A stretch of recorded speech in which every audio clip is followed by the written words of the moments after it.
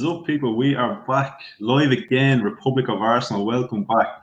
And what feels like an absolute eternity. It feels like we've been on holiday for weeks. I think it's been 6 days. I think it's 6 days since I last recorded. That's what this international break has done to me.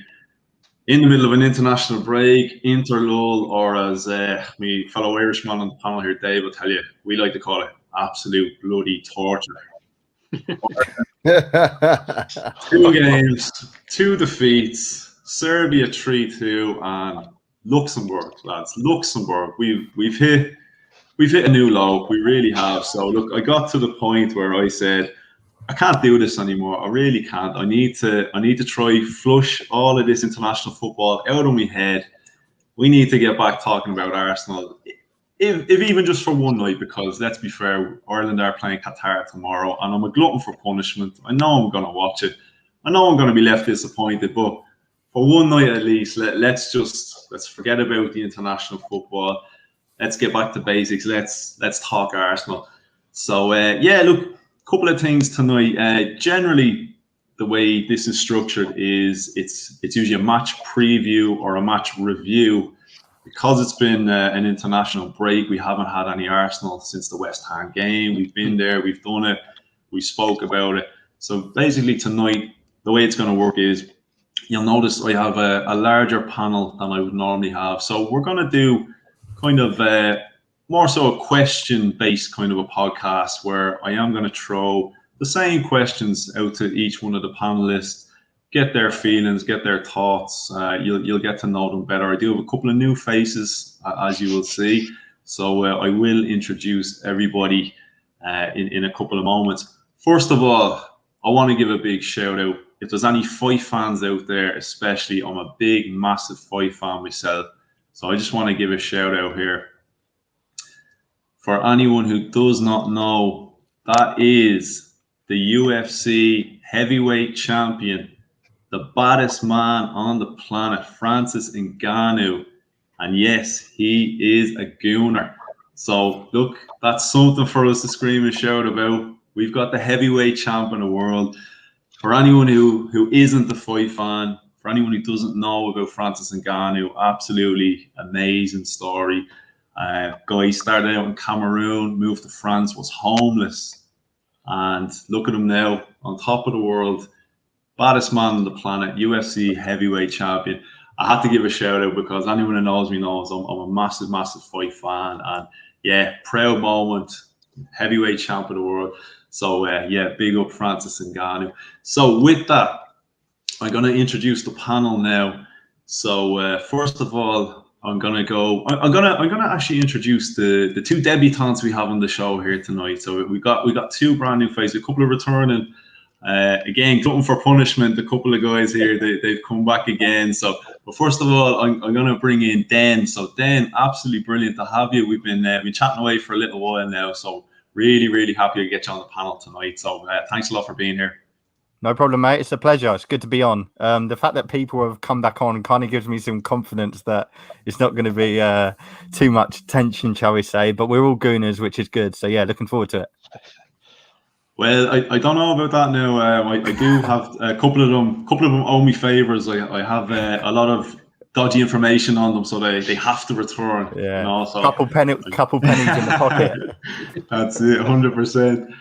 And another new face on the panel. We've got Gav Mack. So Gav, again, another fellow gooner I've been talking to recently. So another guy I was absolutely delighted to get on the panel. So Gav, thanks again for joining us tonight. Yeah, no worries at all. Really appreciate you having me. And it's just funny that you were talking about Francis Ngannou, and anyone who wants to know a little bit more about MMA and boxing, especially on the fight game, subscribe to my channel, Mad Sports Network, MAD Sports Network, because we do have a fortnightly MMA show with Chris Collins and Justin Whittle, who are both ex-fighters and current coaches as well. They know their stuff. So if you ever want to know anything about MMA, subscribe to that channel. And of course, 2 Up Top Football, which is my baby as well. Yeah, brilliant. Hey, look, that'll be definitely one for me to check out as well. As I said, massive fight fan. So yeah, look, proud moment for me seeing an Arsenal fan get to the top of the world. So that was really cool. And yeah, as I said, a couple of returning faces. So first of all, Dawesy, you came back again. I managed to twist your arm and get you to come back. So thanks as always. No worries, man. You didn't have to twist it too hard. It's been a pleasure being on the channel. So yeah, thanks for having me back. I was hoping we were only going to talk about one bad result tonight, but it seems like we're going to be talking about a few. So let's do it. Yeah, that's 100%. But look, it is first and foremost an Arsenal channel, so generally disappointment and bad results aren't ever too far away. As optimistic as we do try to be on this panel, you know yourself. And yeah, we've got the gunner since '96. For the guys who don't know, actually, I should reword that. Farhan is our resident therapist, so we like to bring Farhan on. Not just because he's one of the coolest gooners out there, but also he is an Arsenal therapist, and he gives us plenty of free therapy sessions. So, Farhan, as always, thanks so much for joining. Mate, thanks for having me on. You're the first person to give me that title, right? I've got no. I should mention now. I've got no formal qualifications of being a therapist of any type. Disclaimer, sorry. But if you want any references, go to Anthony and Souls, and they'll give you all the references that you need. But yeah, the whole story behind that is I've got a podcast called the Arsenal Therapy Podcast, and basically it's a show where I just sit down and talk to myself like the weirdo I am. To try and make sense of all the Arsenal madness. But yeah, look, it's great to be back, finally talking about Arsenal after a week that's dragged. We've got 3-4 more days to get rid of until we finally get to talk about Arsenal Liverpool, which should be a very, very interesting game. Yeah, do you know what? I have a habit of doing that now. I've for anyone who's watched previous shows, and Souls, who is normally here, I've given that guy probably about 12 nicknames at this stage, and a few of them have stuck, in fairness. So I may give you all nicknames, and apologies, Farhan, if people are knocking on your door looking for. No, listen, I don't mind, man. It looks good on the CV, so I don't mind keeping it. So while we're on the topic of therapy, a man who would definitely could do with a bit of therapy, as I said, fellow Irish man, we've got Dave here. Dave, I had to bring you on because, like I said, not only are you one of the more knowledgeable gooners that I know out there, you're also an Irish man, and I felt it was my duty to bring you on and take it away from the reality that is Irish international football, and we'll try clear it out of your mind again, maybe just for a night, because the pair of us are probably going to be watching that game tomorrow. But Dave, yeah, brilliant to have you again. Thanks for having me on. And look, you dragged me in with you. Don't lie. You knew you weren't going to do this on your own. And look, lads, as well, just that. If anyone knows a therapist, can you send him on to Farhan? Because the last time he was waving at people randomly, and now now he's talking to himself. I'm worried. So look, if anyone has a therapist, drop Farhan a DM, and just so we can look after him. We'd never like to see a gunner on his own. I had a great therapist for him, but I found out tonight that he's not actually a therapist. So sorry, you're on your own with that one. Oh, but lads, yeah, like I said, look, it's great to have each and every one of you. For everyone that is watching, thanks so much for tuning in, joining us. Don't forget to hit that like button.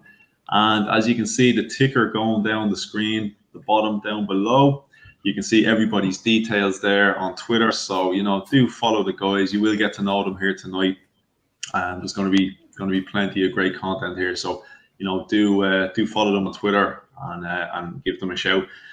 So, lads, look, we're going to get into it. As I said, generally, it's a review or a preview. We do have Liverpool coming up, but look, that's not till Saturday, the 3rd of April.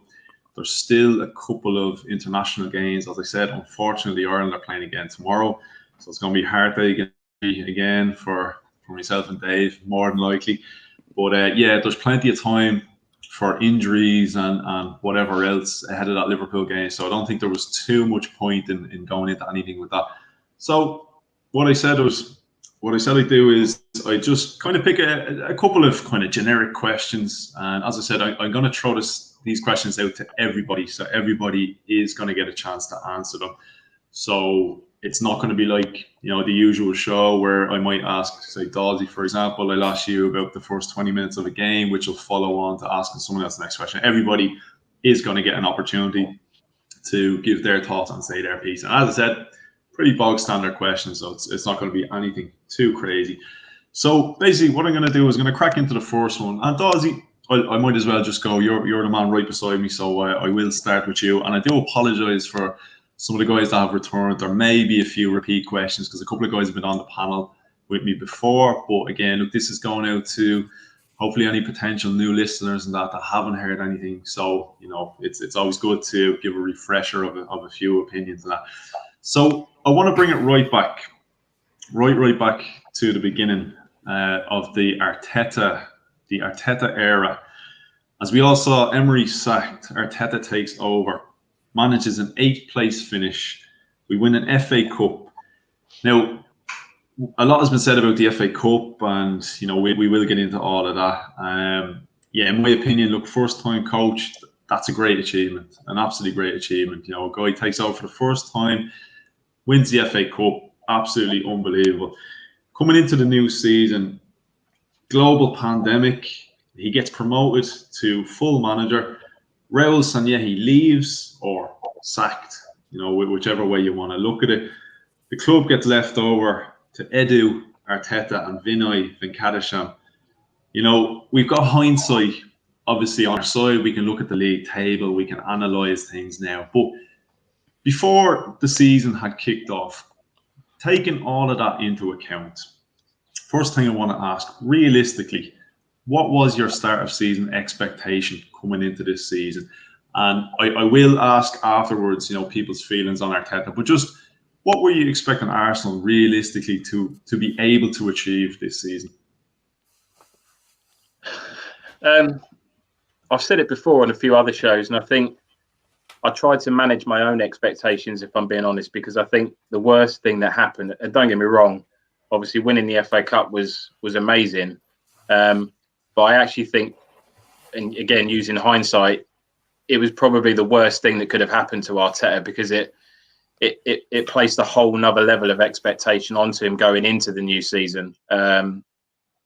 So I think as much as we all enjoyed it, and listen, we fully deserved to win that FA Cup as well, beating City and then Chelsea in the final. There was no easy games going on to win it. So, but I think going into that, and then obviously beating Liverpool in the Community Shield as well, it just kind of it put so much more pressure on Arteta than it needed to. And actually going into the season, I didn't really set myself any expectations really. I just wanted to see better performances, better football.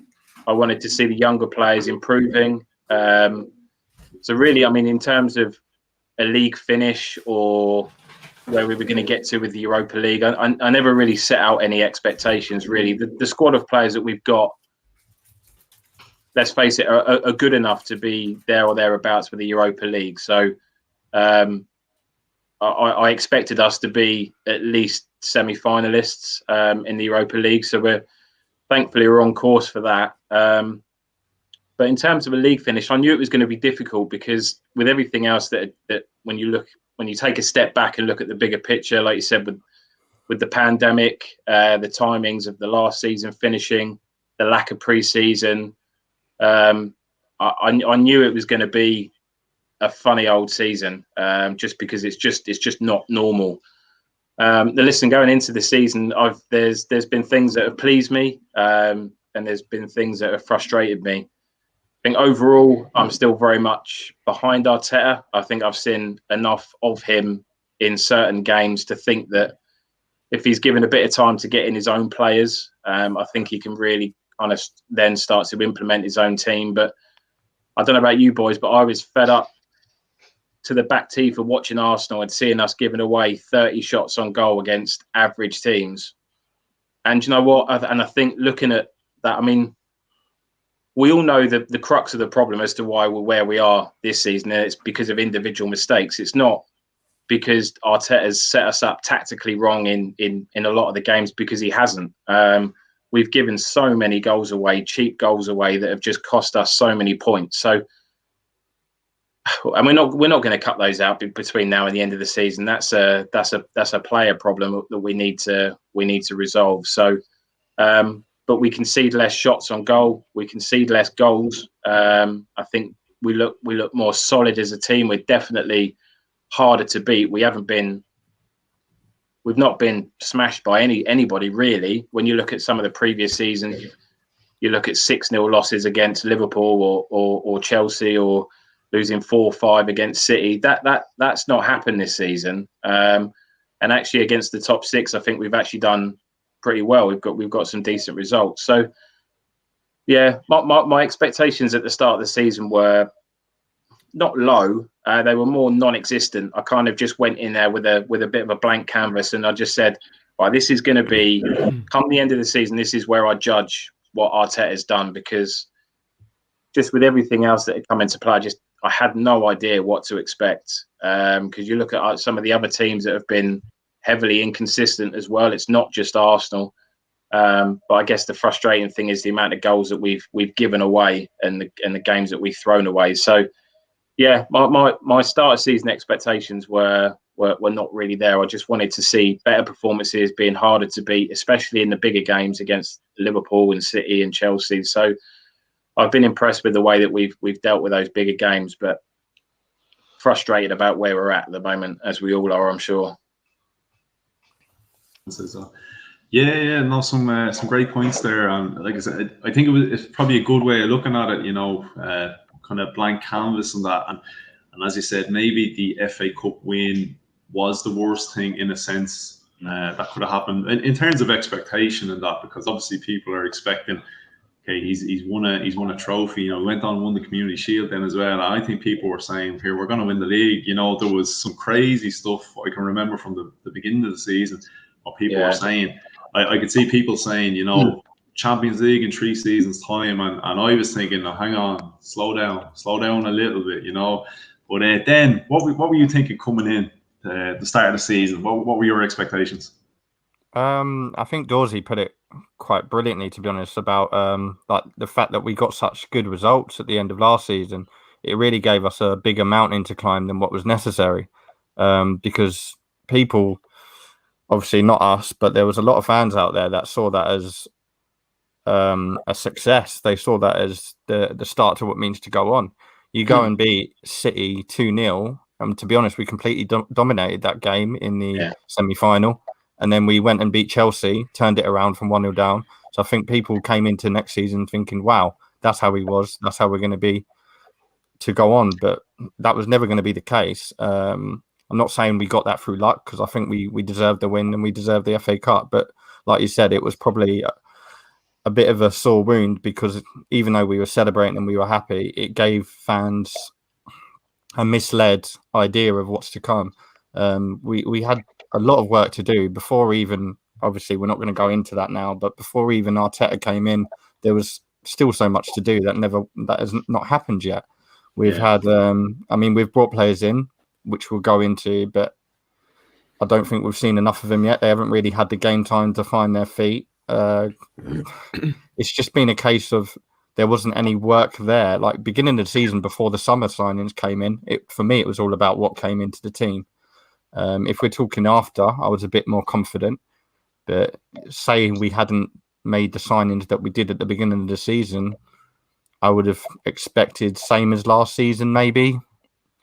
Without the FA Cup, I don't think we'd have done that again. I think Arteta's done a good job. I think, like what Dawesy touched on about the good results, we've had some good results this season. You've seen we saw Aston Villa beat Liverpool 7-2.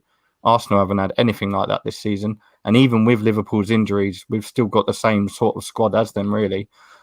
David Luiz playing centre-half. I know me and Farhan mentioned him in his podcast.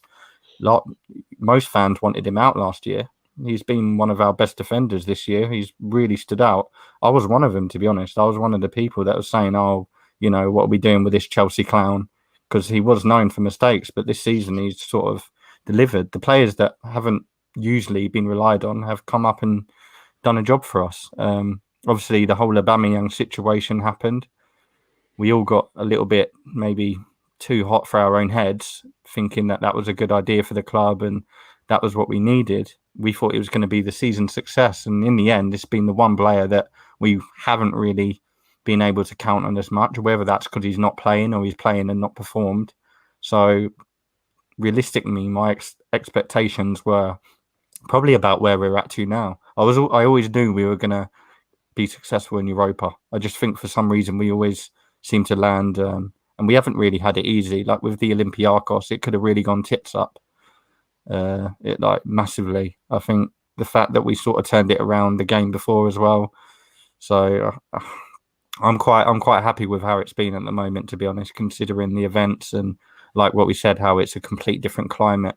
We don't know what's been going on in the last year. We don't know where people's heads are at. Mental health could be a massive issue. Aubameyang that I just touched on, we saw he missed games. No one knew what was going on. You know, you don't know what it is, but considering what's gone on, we've done quite well, way above what I was expecting. And I know that probably sounds cruel, but it's worked out quite well considering the events. And you look at other teams around us, we're not really doing much worse than anyone that is in our sort of league at the moment. Players like Saka and Smith Rowe, we never thought we were going to be relying on in the beginning of the season. So it's worked out. I'm quite happy for him as well. Yeah, brilliant. Yeah, like you said, it's definitely, it was always going to be a season like no other. And look, I know everybody is going through it. You know, the global pandemic and everything that entails with the mental health issues. And that's the first time any of us have experienced it. First time any clubs have experienced this. But yeah, like I said, I think I looked at the bigger picture and sort of said, okay, we're experiencing it like everyone else, but this is our manager's first time in charge, So I know none of the managers had any prior experience of dealing with this, but at least they had some experience of, dealing with, I guess, how would you say, like problems and problem solving and that, and he's kind of finding it out as he goes. But I want to bring Gav in next. I want to get one of the new faces in next. And again, lads, look, with these questions, obviously there's going to be a bit of repetition, which is understandable, but like, don't be afraid to, if you share the same views, it's perfectly fine to say that you don't have to think of saying different things, because as I said, I'm just throwing the same questions out to everybody, and I just want your personal views and opinions. So like I said, if you all feel the same, feel free to say the same thing. It's all good. So yeah, Gav, again, your expectations coming into the season. Anthony, I don't share the opinions of Dawesy and the boys over there, if I'm honest. Arsenal led me into a false sense of security. A massive false sense of security. I'm not trying to say that, we're back in this whatever, but on the Two Up Top show, what we did at the beginning of the season, we used to have a section called 5 Midfield. We give like top 5 lists, and at the beginning of the season, we said that we were going to do our top 5 of where we think who's going to finish where in the Premier League. And everyone laughed at me because I said Liverpool were going to finish 4th and Arsenal were going to finish 3rd, with the top 2 being Manchester City and Manchester United. But I wasn't sure which ones were going to finish where, because I felt that Man United were a sleeping giant and ready to come back. They started off doing well this season, but then they've tailed off, but they're pretty much guaranteed to come 2nd. Liverpool, don't think they'll finish 4th. But Arsenal have disappointed me on a different level this year, and it winds me up because I look at the way we played football at the end of last season, especially when Arteta first came in. I know he's trying to get something going. Personally, he wasn't a choice for me. I didn't want him at the club, and if was to come at the club, I wanted him to be the direct replacement of Arsene Wenger, and then have a 2-3 year bedding in period. Arsenal are a shit show at the moment. Let's be real. I'm trying to put it as nicely as possible, but there's so much crap going on at the club at the moment. Having a rookie manager there is not the answer. So I honestly think it's the wrong. Well, that's my opinion, innit? That's how I feel about it. When it comes round to steadying ships, when things aren't going right, you need to have a level head come in and do the job. If the fans were there right now, Arteta would not be there. I could categorically tell you that right now. Because of everything that's happened this season, the fans will not give him an opportunity. They'll be booing like hell and doing whatever at the club. I know they will, because I know how fickle some Arsenal fans can be. I really do. That I agree with. with that in mind, yeah. So with that in mind, I can't remember who said it about about the pandemic and this, that, and the other. Every single club's going through it. So I personally don't feel that as an excuse. What I would say, if anything, the pandemic has been a benefit to Arteta. I honestly believe that. I look at the beginning of the season and I knew straight away that we weren't going to come third anymore. I knew it was going to be the case. And is that Arteta's problem now? Within reason, yeah. I think tactically he's got quite a few things wrong. I honestly do believe that. One of you guys mentioned about individual errors, so that's not really Arteta's fault. It's part of the issue, because he's asking these players to do certain things, but they can't do it. They're not good enough to do these certain things. So you have to play within your strengths. And if you've got players that aren't comfortable with playing the ball out, you can't play the ball out from the back. It doesn't work. So therefore, that is Arteta's fault. You can blame Xhaka and Leno for the goal against Burnley, for argument's sake. But end of the day, the manager has asked the players to play it out from the back. Neither of them are comfortable enough to do that. So I do blame Arteta to a degree. Yes, he gets some things right. We look at the West Ham game. He's like, as soon as it got to 28 minutes, Arsenal looked like Arsenal of old, and it was beautiful to watch. We were attacking, we were on the front foot, we were going at them, doing whatever. Yeah, we could have even shipped one or two more, but we were already 3-0 down. So why did it take for us to be a goal down, 2 goals down, 3 goals down in that situation for Arsenal to start playing? So my expectations are absolutely skewed. They're all over the place, because I don't even think the players know what they're expecting when they turn up on the day. So how can I, as a fan, then turn around and say, this is what I expect from Arsenal Football Club? I don't understand it. It literally fries my brain. Saka and Smith Rowe buzzing off these two lads. Smith Rowe is well documented on my Facebook. The pre-season of the 2018-2019 season, when he made his debut and he scored that absolute worldie against Atletico Madrid, I was so gassed. Honestly, I thought this was the second coming of Christ. I thought it was like I thought we were moving forwards. I thought he was going to be the one. He goes out on loan to Germany. Massive Bundesliga fan. I'll do a Bundesliga show on Top Anime Day Sports. Make sure you check it out on a Wednesday night, 7 p.m. Like when he went out to the Bundesliga, I thought this is the perfect place for you to learn your trade and you to apply your action and move forwards. He got injured. It's a shame. He comes back. He goes out on loan to Huddersfield. I thought it was over. Because if we loan a player to a team in the Championship or a League One, it's done, it's over. But he's come back and he's proved himself. And seeing the kids go out there and just think, do you know what? Screw it. Let's just play with no pressure. It's a beautiful. It's an absolute joy to watch. So it now makes me think. Right, next season. Well, this season we should have gone all out. We had Southampton twice in 2 games. We should have gone all out in the FA Cup game. I really do believe that. It was the only opportunity, genuine, decent opportunity of 1, getting into Europe, considering how the season started, and 2, for us to win a trophy. Because at the end of the day, you judge on how many trophies you win. And I was so gassed when we won the FA Cup last year. I was out in the street by myself, obviously, because lockdown. But I was there in my bruised banana, shouting down my little close, and I couldn't give a shit what anyone else said, because I was buzzing that Arsenal Football Club had just won a trophy. So needed to go out there and do the FA Cup. We're not going to win the Europa League. I know we're not, and that's not me being pessimistic. No, I'm an honest, genuine fan. Like, no, I like this. I expect what I like watching. So I expect Arsenal to win every single game that they play. I honestly believe that. I'll come in, I'll sit down. My missus, she's an Arsenal fan as well, and she's now the one telling me, "Go, oh, I think Arsenal might win." I'm like, no, we're not going to do this. We're not going to do this because this is what has been like fed into me now. I know I'm hogging a lot of time, but I just want to say one thing quickly about Arsenal, because I don't know if you can ask this question. So I just want to say this quickly. I'm really pissed off with Arsenal, and the reason why is because when we play football if you look at every single team in the Premier League, and even if you look down as low down as leagues that I used to referee in my local area, players will play on their toes and on their feet. They want the ball. They want to go for it. Arsenal always play on their heels, and it grates my soul. If you want the ball, show for it. Come for it. Go to the ball. You know, why?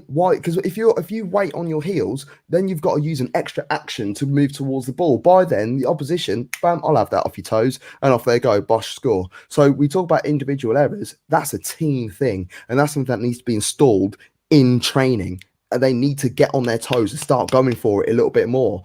You might not win the ball, you might not, you might not be able to get to that pass, but at least you're showing for it, and you're showing some readiness to get there. And with that, if they could do that, with this current crop that we have right now, I honestly believe that next season Arsenal can progress forwards. But until they sort out these little things, then we're going to be a mid-table club for the next 2-3 years.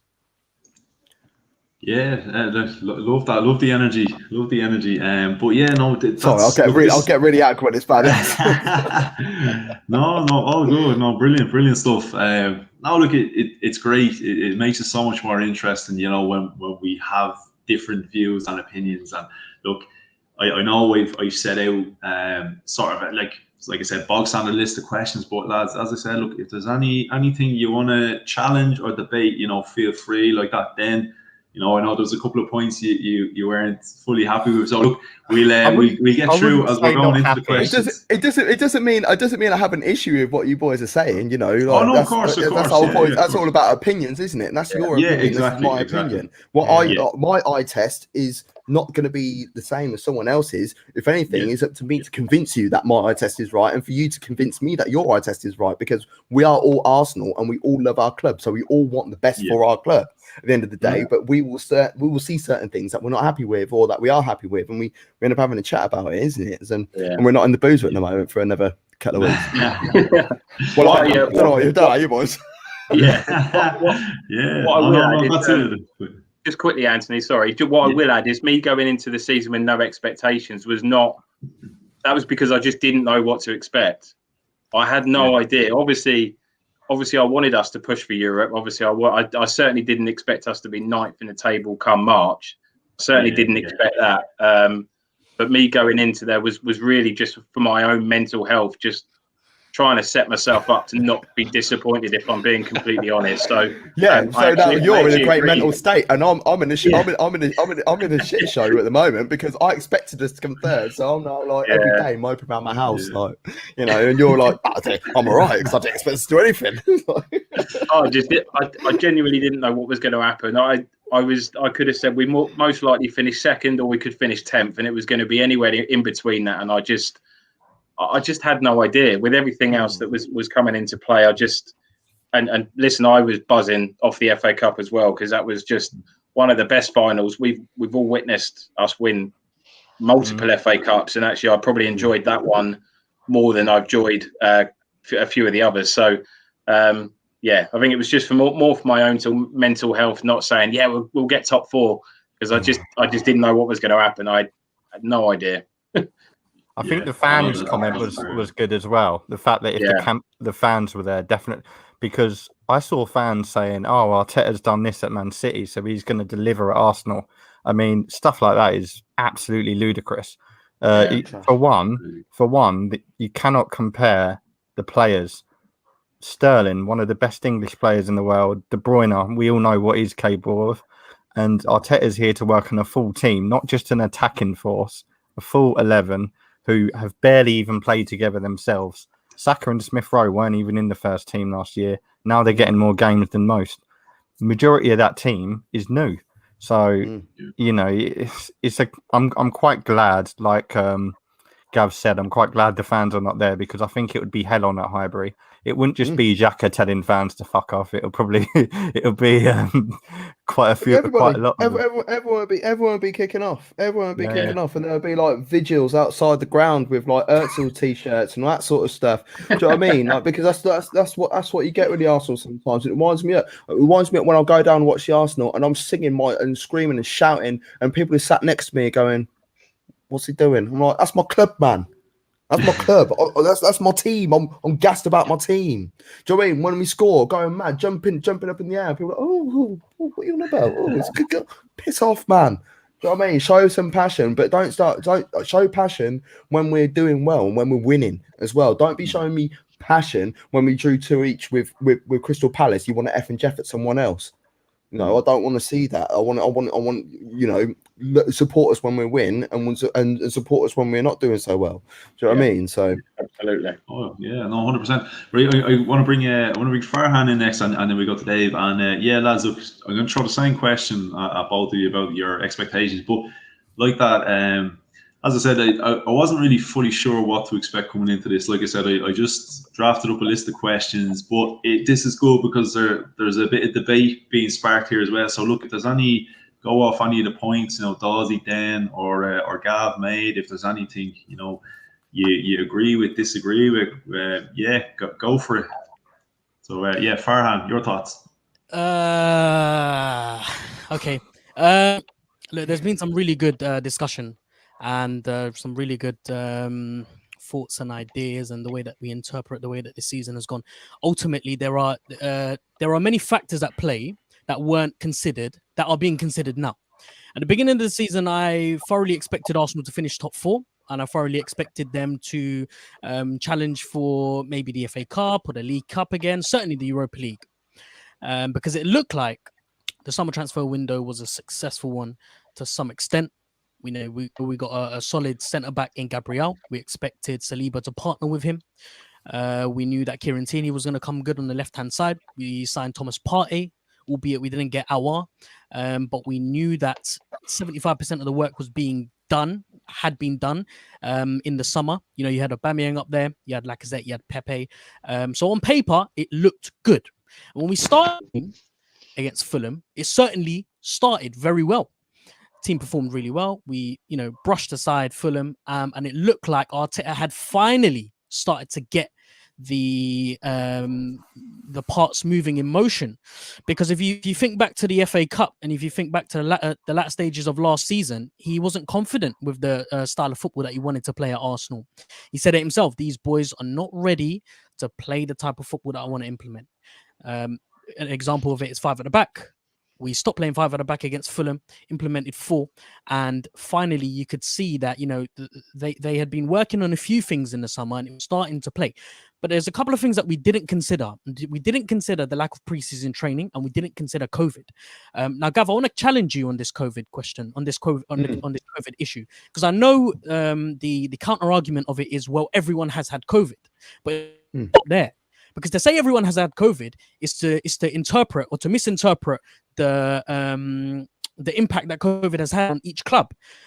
By saying that COVID has affected everyone, to me, it seems as if fans are interpreting that each club has been impacted the exact same way, and they are reacting to COVID the same way as everyone else.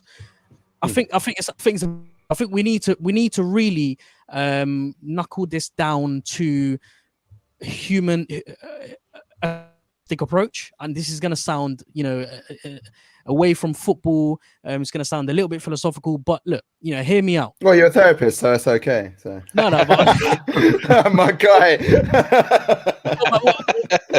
point I'm trying to make is that everyone deals with different such situations differently. So of course, yeah, the way that Arsenal were dealing with COVID is completely different to the dealing with COVID. For some teams, it may be the case that they will perform better under pressure, whereas other teams might perform better when there's no pressure. And I think we're seeing that. I genuinely do think we're seeing that. And I think Liverpool are the perfect example of what it is that COVID is doing to football clubs. I genuinely don't believe that Liverpool, in any season, with fans at Anfield, would lose 6 consecutive games at home. I don't think that's possible. Liverpool's issue isn't injuries as such. It's not the Van Dijk situation. It's the fact that Henderson isn't playing in the middle of the park. And every time Henderson isn't playing, it's always worth wandering down to the bookies or online, because we can't go to a bookies at the moment and not until the 12th of April. And put some money on Liverpool losing that game or double chance on the opposition. Honestly, this has been free money that I've made over the last 2-3 years. Anytime Henderson isn't playing, that's when to make some money on Liverpool. Trust me. Go back and have a look at the record books of Henderson missing from the middle of the park. So for me, the reason why Liverpool aren't really doing much at the moment is because of him. Because everyone's even taking a mick out of Mo Salah at the moment. Oh, it's not the right Mo Salah. It's not really doing well. Right? Man's top goal scorer in the Premier League. How can you turn around and say he's having a bad season and all this sort of stuff? Man's got 17 goals in the Premier League alone. Do you know what I mean? So like. Liverpool, there is something going on behind the scenes, and you could argue that as once again, like that Jurgen Klopp, he's got issues at the moment. He's lost his mum, he's had COVID. The injuries as well. So the morale is dipped. I look at Arsenal's pre-season. We have 4 weeks. Every club had 4 weeks. In fact, Liverpool, Man City. And Man United actually had 5 weeks technically because their first game of the season. Oh, and Burnley and Villa because they were meant to be playing against those clubs as well. So they had actually a longer break. And you could argue that the preseason it didn't work so well for them because how jittery were Man United at the opening game of the season. The first opening game of the season was against Crystal Palace. They lost 3-1 at home. That's embarrassing. This is Manchester United. You should be doing a lot better than this. And Man City had a bad start. And it weren't until after the Spurs game. Sorry, said a horrible word. It weren't until after that game when I just got what you meant. Here a week. It weren't until after that game they went on this mad run of 20. They've won 29 games out of 28 out of 29 games on the spin after that game. So it took a while for them to get going. Arsenal came out the blocks. That Fulham game. Sorry, this is your moment for Farhan, but we had to No. I appreciate you making the He did argument. challenge you, to be fair.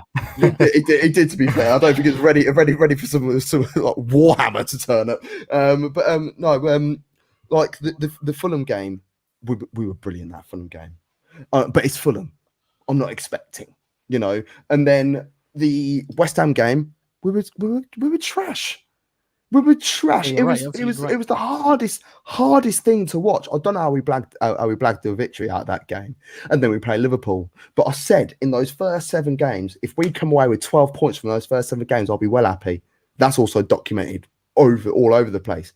And I then looked at that Sheffield United game, and that's when I thought we were turning the corner because we opened that game with 3 at the back. And then we made the substitution at half on the hour mark, and we then looked beautiful. It was almost like Bellerin was finding himself so far forward. He was technically part of a midfield 3 when we were going forward. We had Pepe on one side, Saka on the other side, and then through the middle was Aubameyang. And it was the most fluid I've seen Arsenal since Wenger, and like the good days of Wenger, pre-2008. And I was like, this is joyous. And then we end up falling back again. So who can we, who do we look at? Who do we blame? Who do we point the finger at? Because the finger needs to be pointed at someone, and we can't point it at COVID. Okay, fine. If you don't want to, the COVID situation of many different factors in play, because if you're asking me, who do I blame? The individuals that I blame at this football club are the board members, because throughout the last 10 years, the restructuring of this club has been so extreme. We've seen 3 or 4 different business models at this club, starting with the Arsene Wenger era, where Arsene Wenger took over. They gave him all the power. It was a manager-run club. It then led to Wenger leaving, Mislintat coming in, Raul Sanllehi coming in, Vin power as well. The 100% percent ownership being taken over by the Cronkies, and the Cronkies have a history letting the club run at its own pace and not dipping any investment in there. They're clearly too interested over with the NFL. They've spent £5 billion on a new stadium. Sorry, I'll get really shirty when it comes to NFL chat because you know, like buying a estate. And when like, I don't know how many of you guys bought a house, but like if you buy a house, you don't put 5 billion up there like that. Like my house is not 5 billion; it's 4.8 billion. But like when you don't put it, you don't put it up straight away. It's a mortgage. It's over time. And in terms of money spent with an NFL team, they have salary cap. Every single team has salary cap. Even my boys, Kansas City Chiefs, have a salary cap. Do you know what I mean? That's when we won the Super Bowl last year. That's fine, but, that's fine. But the point I'm trying to make so like here you can't say that they spent money on that bit. No, but the point I'm trying to make here is Stan Kroenke and KSC dipped own investment into the NFL and haven't put a single dime at Arsenal because of the simple fact that they do not believe in running a football club here in England like the way they do in the NFL. When Kroenke decided to buy the 30% share from Usmanov, it took a very long time and the fans were going into meltdown because Kroenke came outright and said it himself. He wants to run a football club the way he believes it should be run, which is the club finances itself. Usmanov, on the other hand, wanted to run it the way that Abramovich has been running it, which is dipping into his own pocket and seeing the fruitions come about in the future. I think every Arsenal fan wanted Usmanov when he to took be over running 100%. Any Arsenal fan that says they don't want Usmanov but running our club is a liar or doesn't know anything about our club. Straight up. So, but the issue is here, the moment he took over 100%, there should have been a transition plan that just stabilize. And he didn't. And what he did was palm responsibilities off to individuals that he felt could do the best job. So for Raul Sanyehi, who we know is a fraud, a massive fraud. Now Vinay's in charge. The direction the club is going in is a youthful one because he's given these responsibilities to Edu and Arteta. The biggest mistake the club could have done was to promote Arteta from head coach to manager. They did that because guess what? The Kroenkes don't like being here. Josh does not like being here. Josh has an NBA team to look after and a key team to look after. He cannot afford to be here. So that's why they need to palm off responsibilities to other individuals. Now, the question is, had they had been here for the transition, could the club have gone in a different direction, rather youthful one, which I don't personally believe is the right one, because as good as Arteta is, and look, I'm his biggest fan and his biggest supporter because I think Arteta promotes a beautiful football where it's very Guardiola-esque, but at the same time, it's respecting the philosophy that left behind. But ultimately, we needed a bit more stability and someone with a level head, just like you said, to come in and level the ship. But it starts at the top. Now, if Kroenke isn't going to be here to oversee that, then we're going to be left with a massive mess. And you have to give as much as you can to Arteta because he has had to work with what he's got. As hard as he's worked, wonders because not only has he won us an FA Cup, he has steadied the defense. And look, I know what people are going to say. Looking at the table, does the table lie? Blah blah blah. I think this season the table does lie. We've got the third or fourth best defense in the league. We just can't bag enough. That's the issue. Yeah. We draw games 1-1 rather than winning them 2-1 now. So yeah, and exactly. And I think us fans, maybe we got a little bit carried away with the FA Cup. I think really we should have looked at this season as a transition season where Arteta was going to get into the job and try to implement all of his ideas and try to perfect everything, try to straighten those creases. And next season, when we have the fans back, when we have a summer transfer window, which is going to be absolutely crucial, when we have got that over the out of the way, we can then finally judge him and the team going forward. But this season, I think it was always going to be an impossible job for him to carry out. Yeah, no, lads, this is brilliant stuff. But look, I want to bring Dave in. Dave, you're still awake? You're still okay there, Dave? Yeah, the Ireland match was just after starting there, so we're actually one down. But no, look, and I suppose go from me and expectations. Look, I wanted to see improvements at the end of the day. I wanted to see the defense improve, midfield improve, the attack improve. Look, it's not. We started off. He's got the defense. He seems to have the defense got right. So he said, right, we'll move into midfield.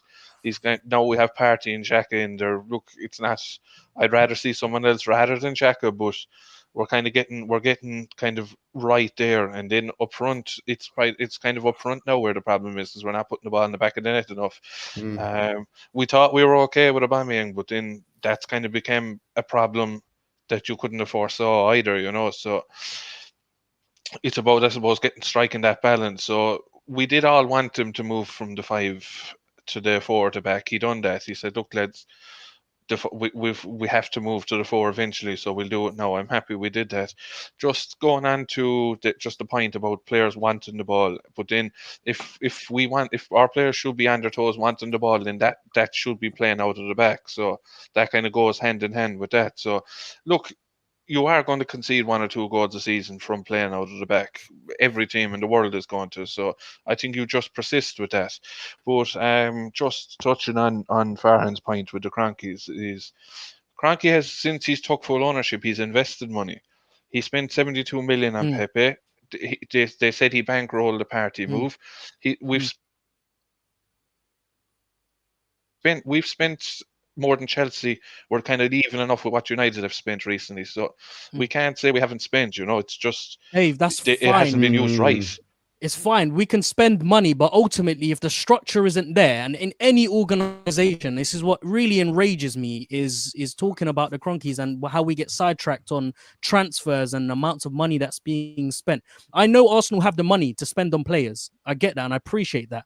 But my real concern isn't how much and how much more debt we're going to go into, is how it is that we have let people like Gazidis, Raul Senyehi, etc., screw over this club, and no one taking any ownership about that. That's my problem, because had we had used those years properly, by the way, when we came to the Emirates, we're supposed to be competing for Champions League trophies. Look how that's turned out, and that's because when we won the title in 2004.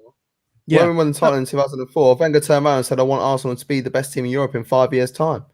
In 5 years, I want Arsenal to be the best team in Europe." So that move to the Emirates was meant to project us, isn't it? Yeah, so. but in order to move to the Emirates, they should then plan as to how you get a team that's lost the Champions League final into then competing year in, year out. At the time when they moved from the Highbury to the Emirates, it was due to match day revenue. They projected that moving to a 60,000 stadium would give us a lot more money and a lot more to play with. But then things like television rights came into play, things like sponsorships came into play, and arguably, look, Arsenal moved to the Emirates in the wrong era because they misread the situation. But if you're moving to the Emirates, and this is something that Gazidis promised us, to be competing with the likes of Bayern Munich, you need to have a plan in place, and you need to have the right people leading the club.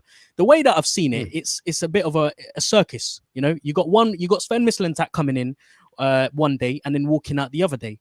You got someone like Raul Senyehi coming in with his black book, calling up Pepe to come into the club, 72 million, however much million that is for him and his friends. You know, you like this in big clubs.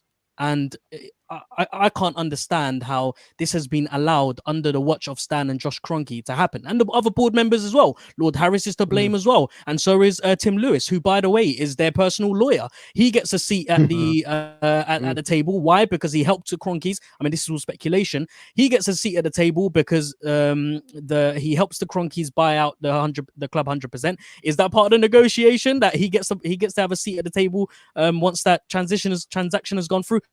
But none of it makes sense. It's all fishy. And like I said, had this club been structured and organized from the very beginning, I don't think we'd be sitting here and seeing Arsenal 9th and 10th, because it ultimately starts from the top. Sorry, Dave, to cut you out like that. No, you're okay, bro. Don't worry about that. Yeah, look, I don't know about you lads, but I'm not kind of one of these fans that look at kind of the background and looking on the board. Yeah.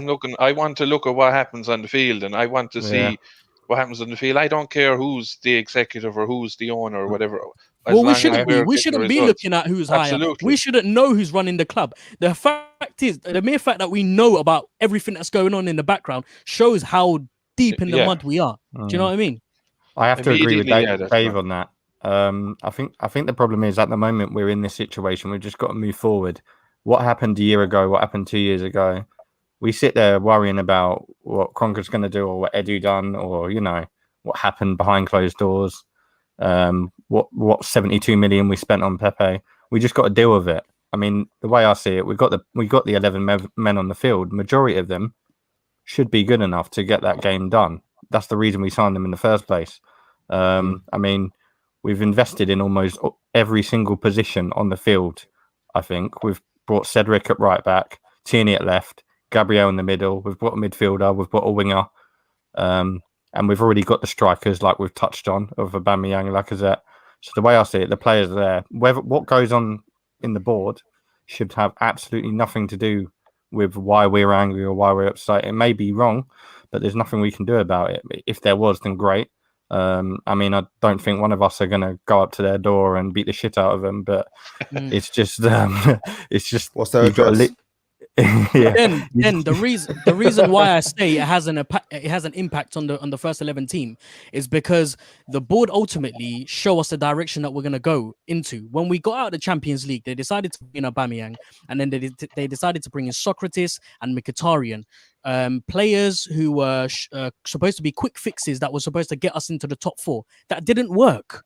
The board failed in that. You can't always guarantee every single transfer is going to work. Thiago's gone to Liverpool. He is world class talent, and he looks like, I don't know, like Bruno Cheru at the moment. No, it's not working for him. But like Socrates was one of the best, like on the eye test. He was literally one of the best defenders on the planet. You're pushing it. Yeah. Look, do you watch? This ain't a dig. I just want to know, do you watch Bundesliga football? And when I say do you watch Bundesliga football, I don't mean by do you watch like the odd Dortmund or the odd Bayern game, but do you absorb Bundesliga football as much as you do with the Premier League? Because if you do, that's what I mean. And this is what I mean. I don't mean it in a bad way, but what I mean, like, I do. I eat it almost on the same level as the Premier League. So when I watch Bundesliga football, and I see things, and I'm expecting, no highlight reel can tell me what is going on. I need to, if I also been linked with the player that I don't know, I will sit down and watch tapes. Well, tapes, I'm old school in it, but like I'll watch like the full match, the full 90 minutes of 5, 10, 15 previous games, because I want to know what I'm watching. There's no point going, oh yeah, Pepe's sick. Yeah, he scored 20 goals. Bruv, do you even see what Pepe was doing in Ligue 1? Most of those goals were penalties. And to be fair, the other goals that he's scored, he's playing more pretty much through the middle. So the fact we were playing out wide isn't working. But Socrates, defensively, honestly, he was the man. He was quick enough to get to players. He was able to. He slid in for every tackle, and he had like 4 yellow cards throughout the whole season. And it's like, how do you slide in? You don't even give away a free kick. Like he literally, his timing was fantastic. So when we signed him 2 years too late. I still believe that. But even when we did sign, that's the point. That's exactly the point I'm making. But when we signed him at the age of 28. That's a brilliant age for a defender. That's a brilliant age. Not for Arsenal Football Club. And this is the point I'm making. Let me just finish my point I'm trying to make, because I think it's very important. The board at that level, at that point in time, decided we are going to go for 3 or 4 players who we believe will get us in the league. This isn't something we're looking for 5, 10 years down the line. We just want to get back into the Champions League. They realized it failed, and now they're going for a youthful approach. Now they've got Bukayo Saka. Now they've got Emil Smith-Rowe. Now they've got other players coming down the ranks. Now we're looking at players like Buendia, who's 24. Now we've got Odegaard, who's 22. The fact is that it matters what the board says, because the board directs us in what sort of what direction we're going towards. Now, had they said at the beginning, had everyone with a screwed-on mind looked at the situation and said, boys, we need to start and we need to do things properly, then we wouldn't be sitting here right now at 9th, because we would be sitting here with potentially had they decided back then that we are going to invest in youth and we are going to slowly get ourselves back up to the table. Then this would have been a 3-4 year game plan where we'd be sitting here right now challenging potentially Man City.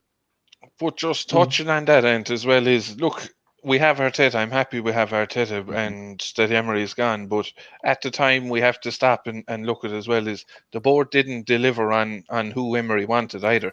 Emery wanted Fabinho. They got him Torreira. Emery wanted Zaha. They got him Pepe. Emery wanted Christopher Nkunku. They got him Denis Suarez. They wanted Kagler Sayuncu. who's ripping it up at Leicester. They got him Socrates. So he was kind of going in with a hand tied behind his back as well. But look, he didn't do himself any favours down the line with playing 5 at the back and 2 holding midfielders. And at least we're, as we're saying now, and one of the boys touching, at least we're not conceding 30 shots a game, you know. So Yeah. that's always a plus. But I suppose, like, you can just looking. Go ahead, Dawes. no. It's quite interesting listening to everybody's different opinions on it, because absolutely every single one is valid, in my opinion. I think absolutely all of them are valid to a certain degree. I mean, you just mentioned Leicester there. In my opinion, in the Premier League, they are the best run club in the Premier League. Oh, yes, they are. Yeah, hands down. 100%. And you look at what they're doing now this season, the way they've invested. I mean, they sold Maguire for 80 million, and they went and built themselves a state-of-the-art training complex. You know, that is something that you put in place for the future. So I think Farhan, I completely agree with what Farhan's saying. Of course, in an ideal world, you want the club to be in sync from top to bottom. You want everybody to be on the same page. Of course, that's what you want. But not many clubs ever got to get to that point. And I think Arsenal probably... I mean, listen, we're all invested in Arsenal more than we are anyone else, but we've been in transition since the day we left Highbury from a structure point of view. That's the problem. And it is a problem. Yeah, it is a problem. And I agree. I don't think it's... Listen, from the day we left Highbury to where we are now, that's not the reason we're sat 9th. It's part of the reason and part of the problem. And obviously we want to be a better run club. We've been awful at buying players for far too long. We've been awful at selling players for far too long. The amount of money we've pissed up the wall is just unreal, and we've not made any of that back, bar looking at the sales. Everyone goes on the free, don't they? Everyone goes on exactly. The free. Yeah, 90% of our players that we have end up leaving on a free, and that's embarrassing. Yeah. And players that are worth 20, 30, 40, 50 million. You know, you look at what Sanchez would have been worth had he had 18 months left on his contract, 2 years left in his contract. You'd be looking at 50, 60, 70 million for him. And yet, use that and rebuild, isn't it? Yeah, quick exactly. Question. So it's... Sorry, quick question for everyone here, actually. Let's stop looking back at the past now, and let's look towards the future. Now, looking towards the future, are Arsenal moving forwards in the right direction with Edu and Arteta? Because we've suffered years of problems, years of reshuffling, restructuring since we moved from Highbury to the Emirates. But are we finally beginning to see some glory days at the Emirates with Edu and Arteta at the wheel? I think you can see 2025. Yeah, you know what? That almost leads into the next question. I might as well just throw it up. But look, lads, this debate has been absolutely brilliant. But this is, this is going to keep the debate going. And as I said, look, I thought I'm not going to have enough questions here. If we get the hour, we're doing well. But yeah, this is definitely it's exceeded expectations by far. But this is absolutely brilliant. But yeah, lads, there's another one for you to mull over there. Progress under Arteta, and define for me, in your opinion, what is progress? Dave, I'll start with you, since we left you sitting on the bench for a while. And lads, as I said, look, just something on your mind when he's finished, work away, and let us know your thoughts. Yeah, look, and as I just touched on it, even on the last piece there, we can see the progress is we became more defensively solid. I don't know what happened there, boys. Sorry. Yeah, we thought you were gone. We'll let you off then. That's right. I thought you were going to get me a beer. I have to go get it myself now, haven't I? Did you bring back the gloves? Great friend you are, pal. Did you bring the gloves? No. Love it. But no, just regarding I've got the gloves. I've got my cup of tea for the morning. That's the job. You're ready for work, so as well as. But no. Yeah, I've got my suit and tie. But I suppose going back to the progress. Yeah, look, I suppose progress is to do better than last season. But are we going to do that at this stage? I don't know. If we were to finish 8th and go to the semi-final of the Europa League, as hard as that would be, it's probably a little bit of progress as well, because as we say, the FA Cup, while it is lovely and everything to win, that's kind of has a habit of more as that That more has a habit of kind of papering over cracks as opposed to actually allowing you to progress. We've had a habit of that over years, even under Wenger. We were kind of sneaking into top four, and then we're like, oh, we're actually okay, and then we never actually built off getting into the top four and made the correct signings and that. So maybe a little bit of that came into play again, But I suppose you can see the progress is there. We are, as I say, we're more defensively solid. Beforehand, we were winning games and we weren't creating chances. Now we're creating chances, but we're just not taking them. So maybe the last step is now to actually take those chances. Progress to me is do better than last season, have better results than last season. Look, and don't hide behind it. We have a great chance of winning the Europa League. Absolutely super chance of winning the Europa League. Look at the way the draw fell for us. We've Slavia Prague. We should knock those out. Then we have Villarreal. More than likely, Villarreal in the semi-final. We should beat those. Like the way I look at it, Ant, is we have, like, if you got those in the last 16 or the last 8 in the Champions League, you're laughing, you're singing, going, lovely, we got Slavia Prague, or lovely, we got Villarreal. That's what we have to look at it as. That's what I try to look at it as. Now, whatever happened before is we will have to improve, because if we had anyone better than Benfica or Olympiacos in the last 2 rounds, I think we'd be gone. But look, if we were to finish 8th and get to Europa League semi or a final, it probably is slight progress, but it's probably not the progress that we want to see.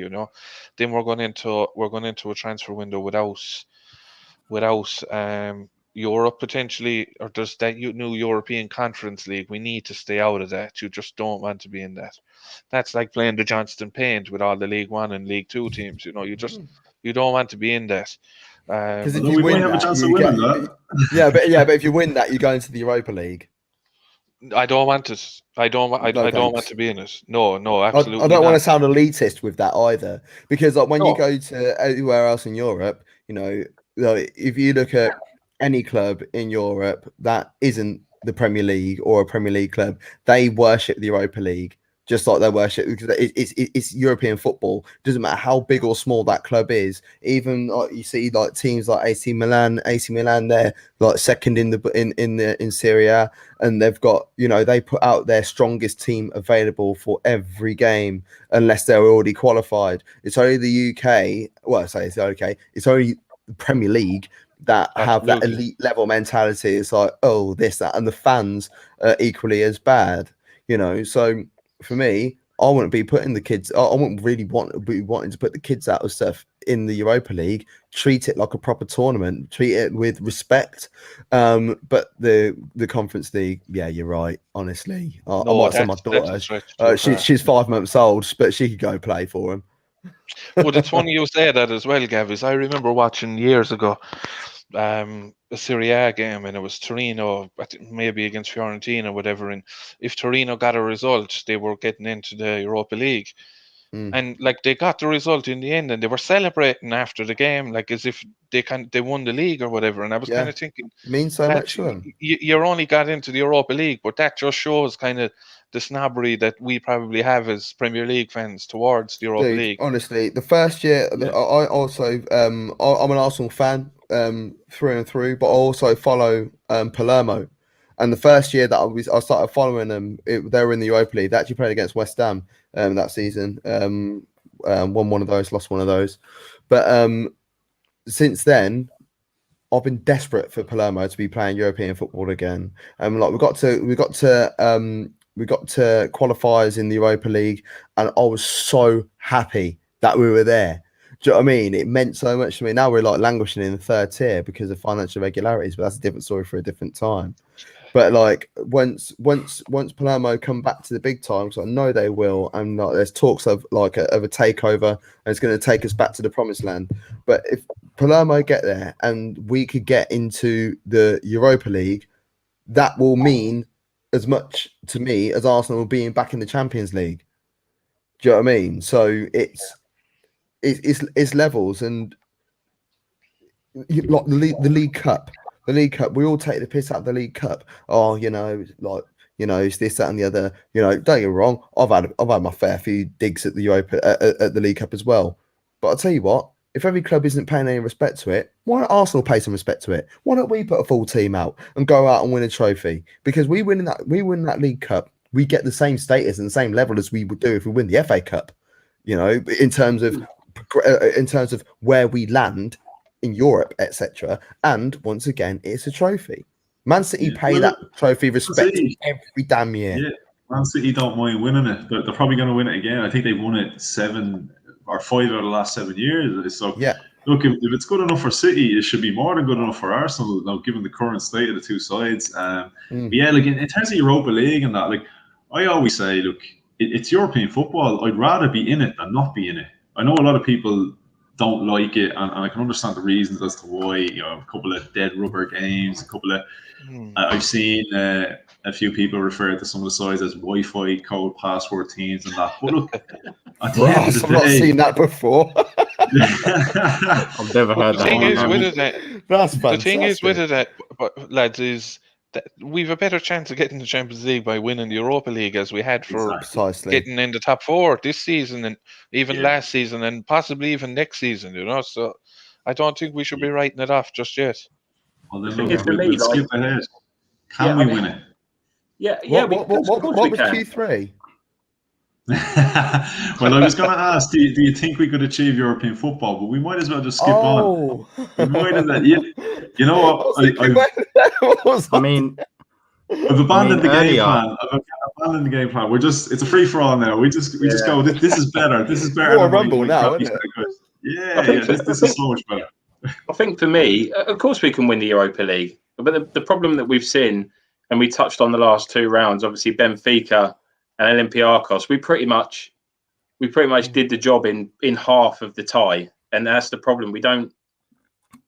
We struggle over the course of 2 legs for some reason. But in terms of the competition, we can win it. Absolutely, we can win it. But for me, I don't think we will. But you're right. Going into every single game, I look at Arsenal, and I look at the opposition, and even if they've got better players than us or whatever, I still expect Arsenal to win because I think, well, you might have this player, but we've got this player, and there's why can't we go toe to toe with them? You know, on that pitch, why can't we, Arsenal Football Club, go toe to toe with you? And they don't but then we just crumble, we just pussy out of stuff. Yeah. So, I completely agree. And we haven't won a European final since 1994. We lost 95. We lost 2000. We lost 2006. We lost 2018. Yeah. I just can't see how we lost 2000. Did I say 2000 already? But for instance, 2000, like Galatasaray. I'm not being funny. They had George Hadji and Hakan Suker. Other than that, Arsenal's team were far superior to them. Why can't we bag and why are we getting done on pens? Yeah, I don't think I'm not expecting us to win it, and it wouldn't surprise me at all if we don't win it. No, but what I'm saying is we can. No, we should be. I completely agree. Should. Yeah, no, I agree. But my point is, obviously I want to be back in the Champions League. Of course I do, but I only want to be there if we can compete. I've fucking had enough of seeing Bayern Munich smash us 10-2 I've had enough of that. And if that means that we're in the Europa League for another couple of years in a competition that we can compete in and should be getting to the final couple of stages year in, year out, I would actually rather be in that and see us enjoy us doing quite well in the tournament. But the end goal is obviously to be in the Champions League, and financially it's the most lucrative as well for us. So that for me is the only reason I want to be in it. But in terms of me as a fan, and what Gav was saying, treat every single competition with respect and go and try and win trophies. And I completely agree with that. And I don't think we should ever look past the League Cup. I don't think we should ever look past any competition. And I think our squad is deep enough. Everyone keeps taking the piss that our squad ain't big enough. Well, our squad's plenty big enough. People keep saying, you've got a lot of dead wood. We've got a lot of dead wood. I have to disagree with that. I have how many goalkeepers have we got? 3. How many central defenders have we got? Okay, 7. but what I want to say, how many fullbacks? My I think point is, we need another left back for cover. But we could play Bukayo look Saka at you. there. Look at our centre midfield. Really good, Xhaka's mate. played almost every game. Yeah, but we've got alternatives there. We're choosing not to do that. El Neni, that's probably it. Yeah, Danny Ceballos. We've got players. We got some of the kids. We've got some of the kids coming through. We've got a big enough squad to compete and do. No, but things with you it. just said in Europa League, we should put out our best squad. You can't do that and play kids because it's technically contradicting itself. No. You play the kids in the Conference League if we were to make it. That's what I said. I didn't say we play the kids in the Europa League at all. No. But what I mean is, have we got good enough players to replace? Europa League, early stages, we need another left back. I think the Europa. I think playing the kids in the Europa League is uber disrespectful to the competition. I honestly think that. I don't think we've got the depth for the Europa. Really I honestly think we do. I mean, like, you could have a look at alternative formations as well. We don't always have to play 2 holding midfielders. Stop. In fact, stop playing 2 holding midfielders sometimes because it's not frigging necessary. Sometimes you only need one. Look at England against Albania. We did not need to play 2 holding midfielders in that game. But we did because Arteta wants to play requires 2 central defensive midfielders. Well, sometimes you have to think outside the box and move beyond. Because I'll tell you what, I'm glad you said that, Farhan, right? Because this is another thing that pissed me off with Arsenal. Arsenal, if you look at any other club, they have their ways of playing. They do. They have their set formation. But when they're playing against certain opposition, they adapt to combat who the opposition have got. Name me, other than one game, name me a time when Arsenal done that. And that one game is when we played against Man City away, and Coquelin made his debut, and Santi Cazorla played in a holding role, in that deeper role. That's the first time I've ever seen Arsenal Football Club change their approach to the opposition based on what they got. And the only reason why we did that is because we had injuries. Only reason why, because it's like, why are we playing Santi Cazorla in a deep central midfield position? He's not that type of player. Well, he turned into that player on that one game, and arguably his best ever game for Arsenal. Other than that, what did we do after that? We kept that formation all the way through, the whole way through. And when we play through at the back, we're talking about tactics. We're going on to sorry, I was going to say we're talking about tactics. We're going on to a completely different conversation, and one that requires a lot of in-depth analysis and all that kind of stuff. But here's what I'll say about Arsenal formation right now. Here's what I'll say. Arteta sets these boys up to get the best out of his strongest starting 11. If he's playing 4-2-3-1, that's a default position that Arsenal start before the ball is kicked. The moment we don't have the ball, the boys reshuffle into a defensive formation. The moment we have the ball, the into attacking formation. Now, the reason why the players got that mentality in order to do that, I don't think they do. If you get lines out all fucking day and be like, right, okay, this will happen. And I think what Ender was saying about the formation change, Arsenal Man United FA Cup final, that was 2005. And what I said was 2014. So twice. But lads, twice in the last 16 years, Arsenal changed formation. Arsenal changed their formation twice to play against the opposition that they're given. That's piss poor. If you look at any, even Chelsea. Remember when we were 3-0 up against them a couple of seasons ago, when we were literally playing off the park, waxing Liverpool in the 16-17 season. We were literally just cleaning, just like spraying balls around. It should have been 7 or 8-0. I'm not even lying. 60 minutes into the game, they changed to 3 at the back. And we couldn't do anything. We couldn't break them down. And then they moved on with that. They could stay like that because they weren't losing games. They weren't drawing games. So they were able. You can stick. This is like what you just said there, Farhan. Our default formation. Yeah, you're right. 4-2-3-1. We could play with that.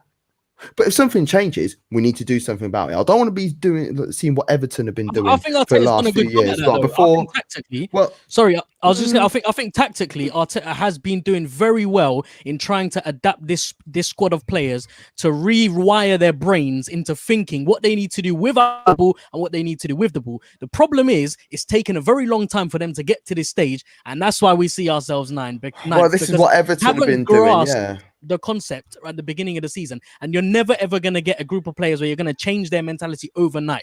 It's a process. I hate using that word, but it's a process, and this process is still continuing. But what I will say is that I've definitely seen footballing improvements. I've definitely been seeing tactical improvements, and I've seen footballing players who have had their, namely Granit Xhaka. I have not seen Granit Xhaka perform at the level that he has been performing, and that's simply because he's been playing alongside Tom.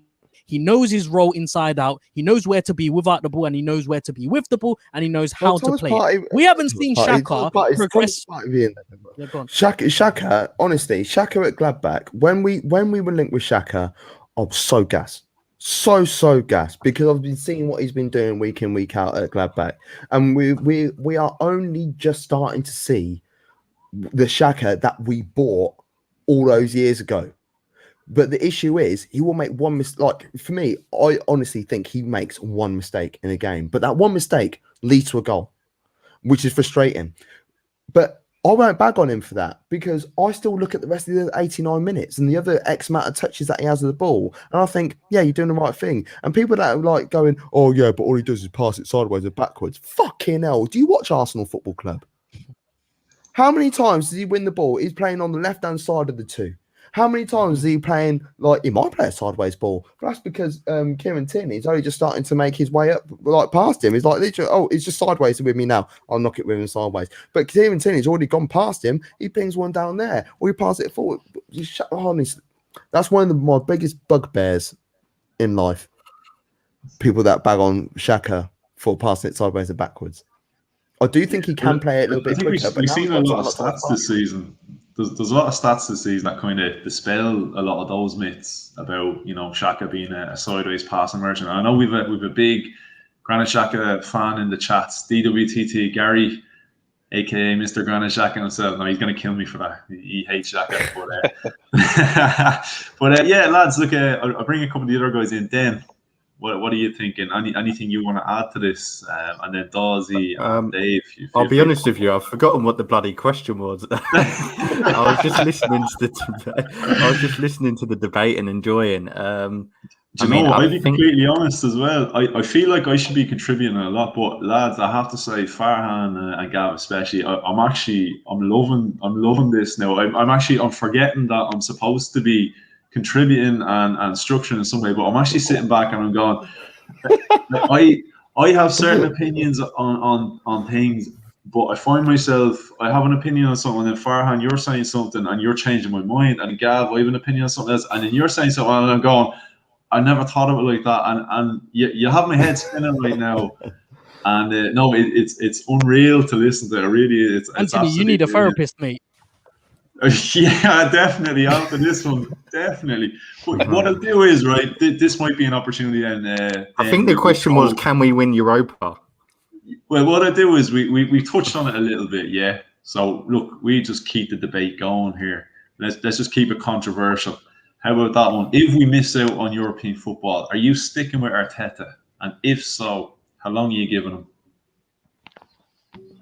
Is that for me? I'm guessing. Sorry, that's for you. Yeah, that's for you. Then. Go on, I'm going to mute my mic because I'm ready to bite on stuff. I mean, basically, you're kind of asking, should we sack him now? Because European football is quite a big. You're asking us to basically win the Europa or to get 6th place, because that's the only real position that guarantees you it. So I would stick with him personally. I think we'll win Europa. I know you watched my last podcast, Anthony, and in that we were discussing Europa League. The way I saw it, I can't remember who said it now. I've heard so much of a debate, I've lost who said what. But I know someone said how the games went into our favour. I mean, you look at United, Ajax and Roma potentially in the next round. Yeah, they got Granada, but it's not going to be as easy as what it could be for us. It'll be interesting to see what it's like when if we face Emery. That'll be quite a good, because he seems to have done quite well at Villarreal. I think it'll be an Arsenal United final, and considering the games we've had against them this season, in 90 minutes, one leg, I think the job will get done. But to say, should Arteta go if we don't win that, or if we don't get Europa League next year, I think that'll be quite harsh, considering there can be so much work done in the summer. I know we spoke about this, Farhan, in your podcast, on how there's so much work to do. It's going to be a really busy summer, not just in terms of who comes in.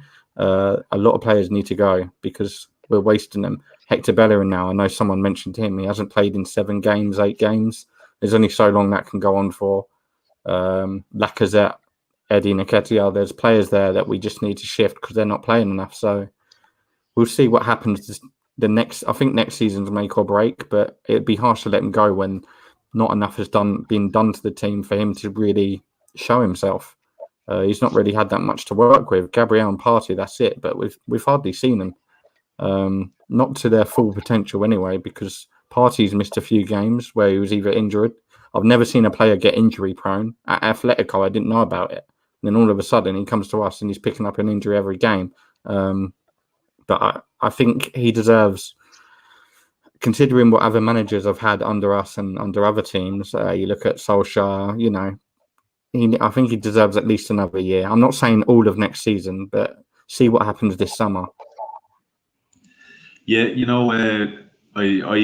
I definitely agree. I think people know my feeling that. Look, I don't think this season. I think it was always going to be a tough one to judge him on for plenty of reasons, and we've got into those reasons. Gav, I'm gonna just leave you to last, Gav, because I have a feeling you're gonna have a lot to say, and I'm gonna need a bathroom break. So as soon as you start, that's when I'm gonna know. I don't want to. But no, I want to bring Dawesy in next. Dawesy, I'll get your thoughts, and then we go maybe Dave, Farhan, and Gav. I want to save you to last because I feel you're going to have a couple of different views. So I'm definitely interested there. So yeah, Dawesy, what are you thinking? It's realistic, isn't it, that we miss out on European football? It's a real possibility that we could miss out on European football. I think our best chance is winning the Europa League. At the moment, I mean, like I said, we're not the only one in this boat, but I can't see us putting together 3, 4, 5 results. I mean, we're very quickly running out of games to do that in.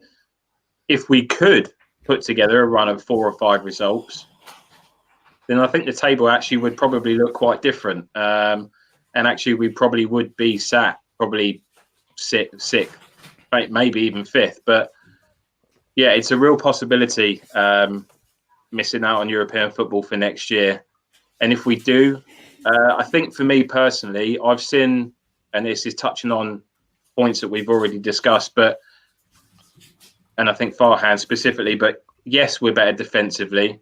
And I think in terms of the players that we're trying to bring in, listen, we've been crawling out for someone to even be remotely in the mold of a Patrick Vieira for 10 years, probably looking for someone like that. And I think finally we've got someone in Thomas Partey that could potentially at least go some distance to fill in that void. So that was the first thing that I've kind of looked at, and I thought, right, and Gabriel as well, actually. I mean, you're looking at, we wanted a big, strong, fast centre-back, someone that was comfortable with a ball at his feet. We've got that now. So I look at that and I think, do you know what, right? If these are the kind of players that Mikel is wanting to bring in, then I'm all in. And that's for me, because we've been calling out for these players for so many years to fill these gaps. So I look at that and I think, okay, Arteta's looking to bring in the right kind of players that we need to be. We need to be stronger. We need to be more physical, and we need to be harder to beat. And I think he's gone some way to doing that.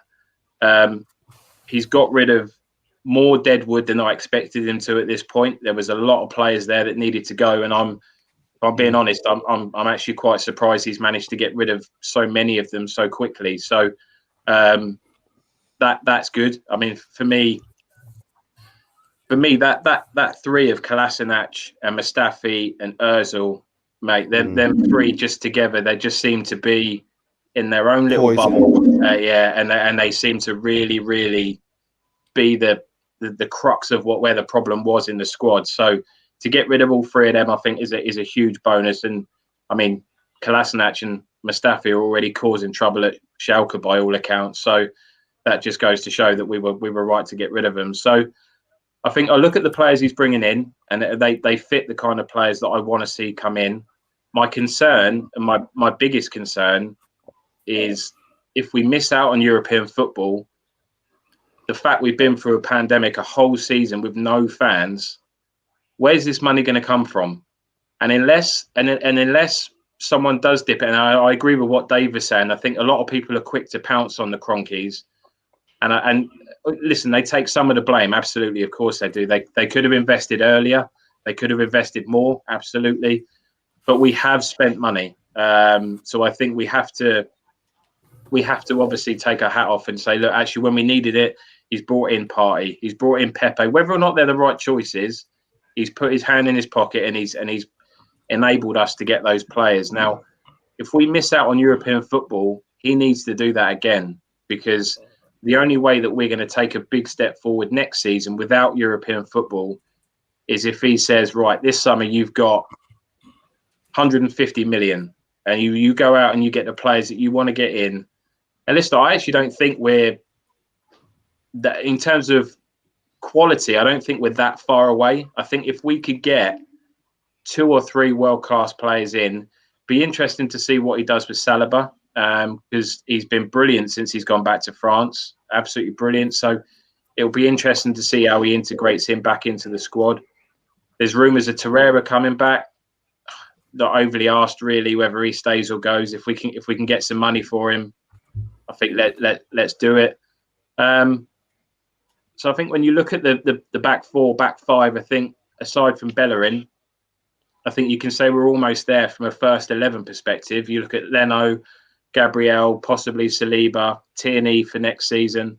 Then you think you can add a decent right back in there. Then I think you've gone some way to having a decent back five.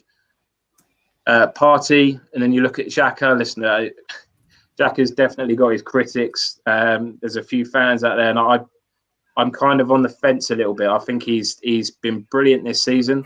Credit where credit's due. I think he's been brilliant. I know he's made a couple of mistakes, but the way he plays the game, and in terms of a leader, which we severely lack in this squad massively, there's no leaders whatsoever. When I look at that squad, and as much as I love Aubameyang, he's not a leader.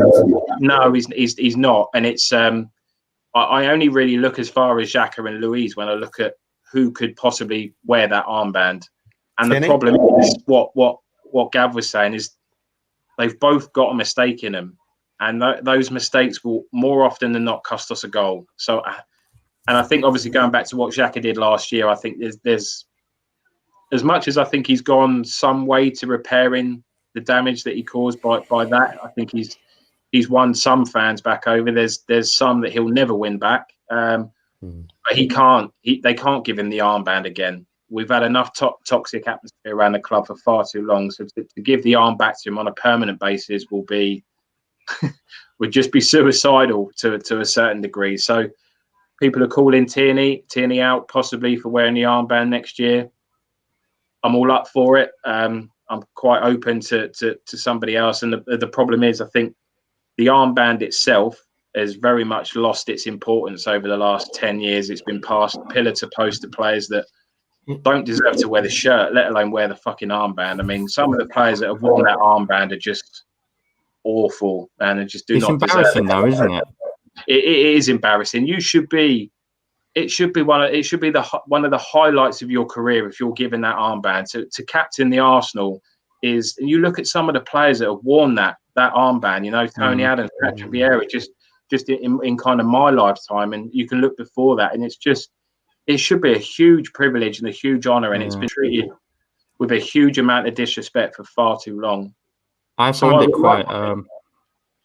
Sorry. no, that's all right, mate.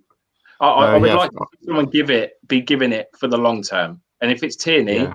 you say, right, okay, because he's growing into that role, and you don't need to wear an armband to be a leader.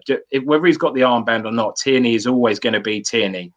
That's He's not gonna proof change. already, isn't it, that you don't need the Yeah. armband to be like you see him barking orders way more than Yeah. you see Aubameyang wearing it. I'm not a big fan Yeah. of strikers wearing strikers No. and goalkeepers. I don't care how good you are, who you are. I don't like the Yeah. idea of a striker or the goalkeeper wearing the armband. If I'm honest, No, but that's from my refereeing days. So yeah, I agree.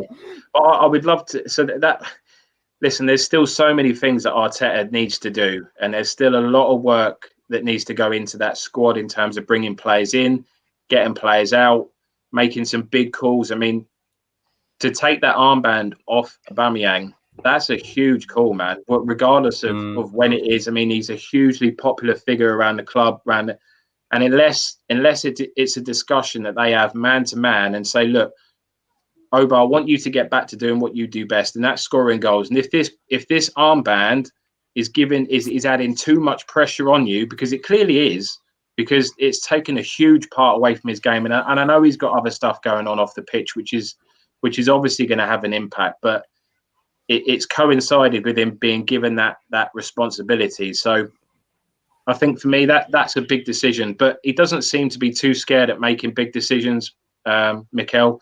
Obviously, he made a huge decision leaving Ober out the North London derby, which I think he was absolutely the right thing to do. Leaving him out of arguably our biggest game. You lose that, you sink to a new level. So I think I've seen enough of Arteta, and I've kind of digressed a little bit, but I think I've seen enough of Arteta to say he seems like a real strong character. He wants the right mentality at the club. He wants to bring the right players in. Yes, we're better defensively. Yes, we're more solid. Yes, we've got better results against the top six. So I think I've seen enough of him to say let's give him a little bit more time in a normal season, where you can have a full pre-season. You can have, but my main concern is if we miss out on European football, where does that money come from? Because next year, if we go into next season without European football, with a very, very similar squad to what we've got now, it's going to be a long season, and I just don't know where we go from there. And that's my concern, is where the money comes from, because we've all lost out on money. All the clubs in the Premier League have lost a huge amount of money throughout this season. But you could arguably say that, I mean, you look at Man City, yes, they've lost money, but do they need to invest as much money as Arsenal do? Just as an example, they don't. They could add one player and they'll probably still be there or thereabouts next season.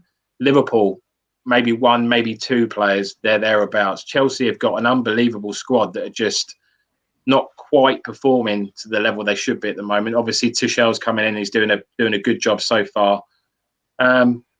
But I just think when you look at all of those teams, especially in the top six, top eight, I don't think anybody needs to invest as heavily as Arsenal do, and that's my concern about where the money comes from. But that's not Mikel's fault. And I just look at the bigger picture, and I try and look at why we're ninth. And I don't think it's through a lack of tactics.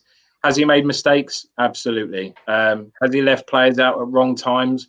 Listen, Pepe's been brilliant over the last few months, and he frustrates me that he drops players at the wrong time. Just as they seem to be getting into some kind of run of form, he then brings someone else in. I just think, just give him a run. You know, if you're good, and Aubameyang's a perfect example of this. He's been poor this season, by his own standards, and it's just, you just think you've got someone like Martinelli, which is just the kind of player that you really need in that team now, that's going to chase everybody down, just a dog that just wants to get around people's ankles, win the ball back, try and make something happen. The things like that frustrate me with Mikel, but then he is a young coach. He is learning on the job, probably the hardest job you could ever walk into as a first-time management role. But I think he's done all right, and I've seen enough of him to think, let's give him a bit more time to bring in some more of these Gabriel-like, Partey-like players and see what he can do. So for me, even if we miss out on European football, I would stick by him. I would give him at least another season, and then if he gets a full season with a full pre-season, he could bring some more of his players in, hopefully. Then I think we've got a bigger window to kind of really judge him on. So I would stick by him. Yeah, I think that's fair. And there's just one point you made that I take issue with, that I want to challenge you on. Go on, then. You said that for a first-time coach, this is the most difficult job you could take on. Yeah. Have you seen the Republic of Ireland squad? Don't do it. Have you seen our squad?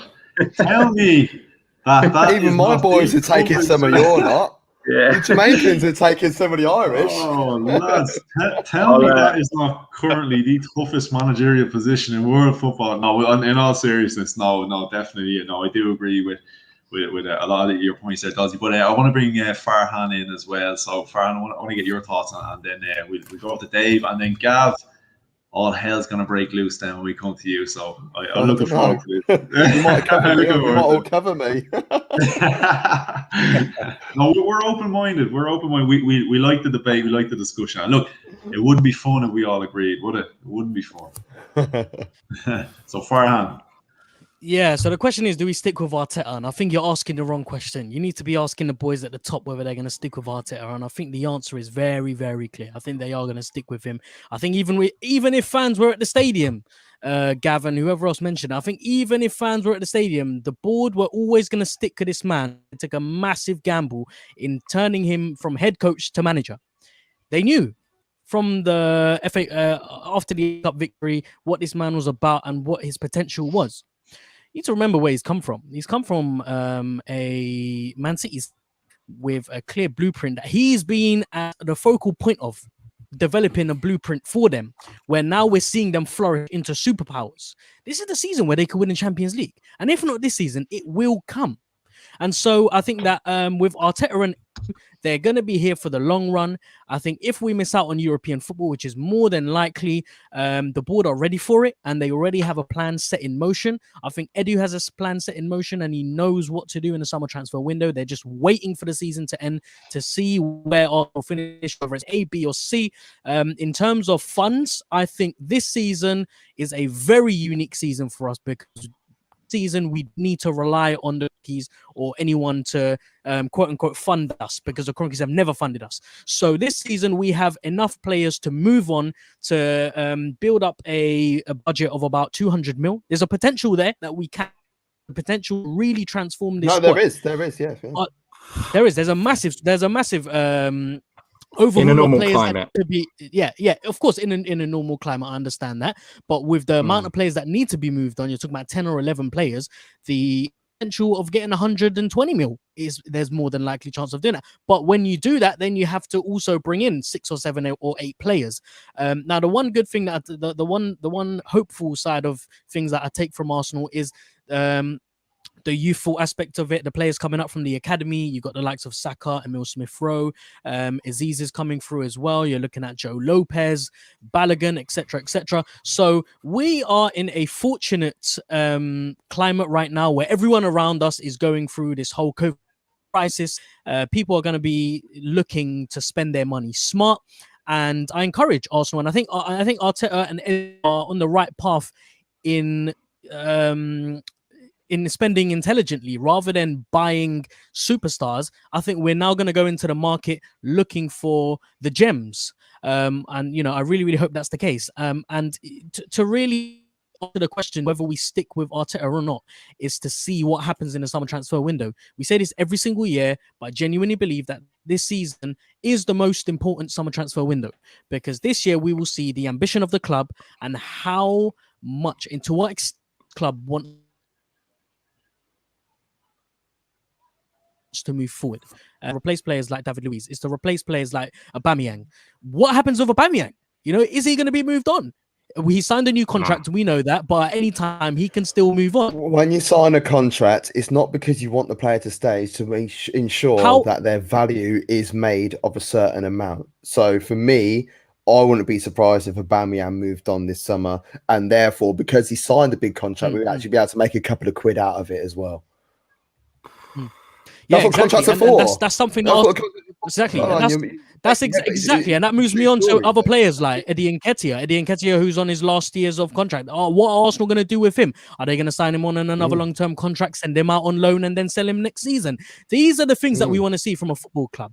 Arsenal previously, That's business acumen, though, isn't it? And that's we're not business seeing this acumen, from and Arsenal Football Club. and that's lacking. That's lacking at this club so much so that we have seen players like Aaron Ramsey leave for free, Alexis Sanchez leave for free, Mesut Ozil leave for free. Mind blowing how you can let this happen on your radar, and that's why it all goes back to what this board do and how long they will stick with this man, because they've stuck their neck out for this guy. They've clearly said to the fans out there and to everyone associated with Arsenal, we're going with Arteta, we're going with Edu, we're going for this different approach, and we are hoping that it will work. But if it doesn't, then we're gonna have to do something drastic.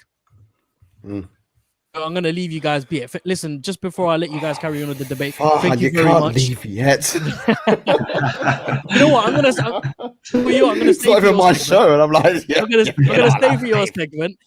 But yeah, listen, it's been a pleasure being here and talking to you guys. I think this is the most enjoyable show that I've been part of. And I think, Gav, you've been a massive part of it. So thank you very much for making this discussion really interesting. Sorry, Anthony, we're going to chain you out of your own channel. Me and Farhan are going to run the shit show. Hey, you know what? A massive part of it. Yeah, that's the biggest understatement of the does it year. anyway. Yeah, Souls does it anyway. So Souls is still in the chat. He knows, but no, Farhan, absolutely brilliant. And as you said, yourself and Gav. Look, everyone's contributing. It's been brilliant. But yourself and Gav, this is we might have to make a part 2 of this. This has been an absolute cracker, and I'm sure Dawesy, Dan, and Dave, the 3 Ds. Yeah, we're sitting here. I know I'm sitting here going, this is. I mean, I put myself in the shoes of someone just watching. I listen to this, and I go, this is an absolute cracker here. Like as I said, I'm forgetting that I should probably be contributing in some way. Instead, I suppose I'm clicking the buttons in the chat. So Yeah, doing you're doing it. No, absolutely. My channel, I don't do all that hard work behind the scenes as well. Do you know what I mean? I'm like sat there going like, boys, can you help me out a little bit? And I'm like tapping away, I'm trying to chat away. But like end of the day, like I think I said it early doors in this as well. It's like end of the day, we're all Arsenal fans. We all want the same thing. Yeah. And like, was it Dave or Daniel? I can't remember who said it. It's like you've all got I'm listening to all your opinions and you're all right.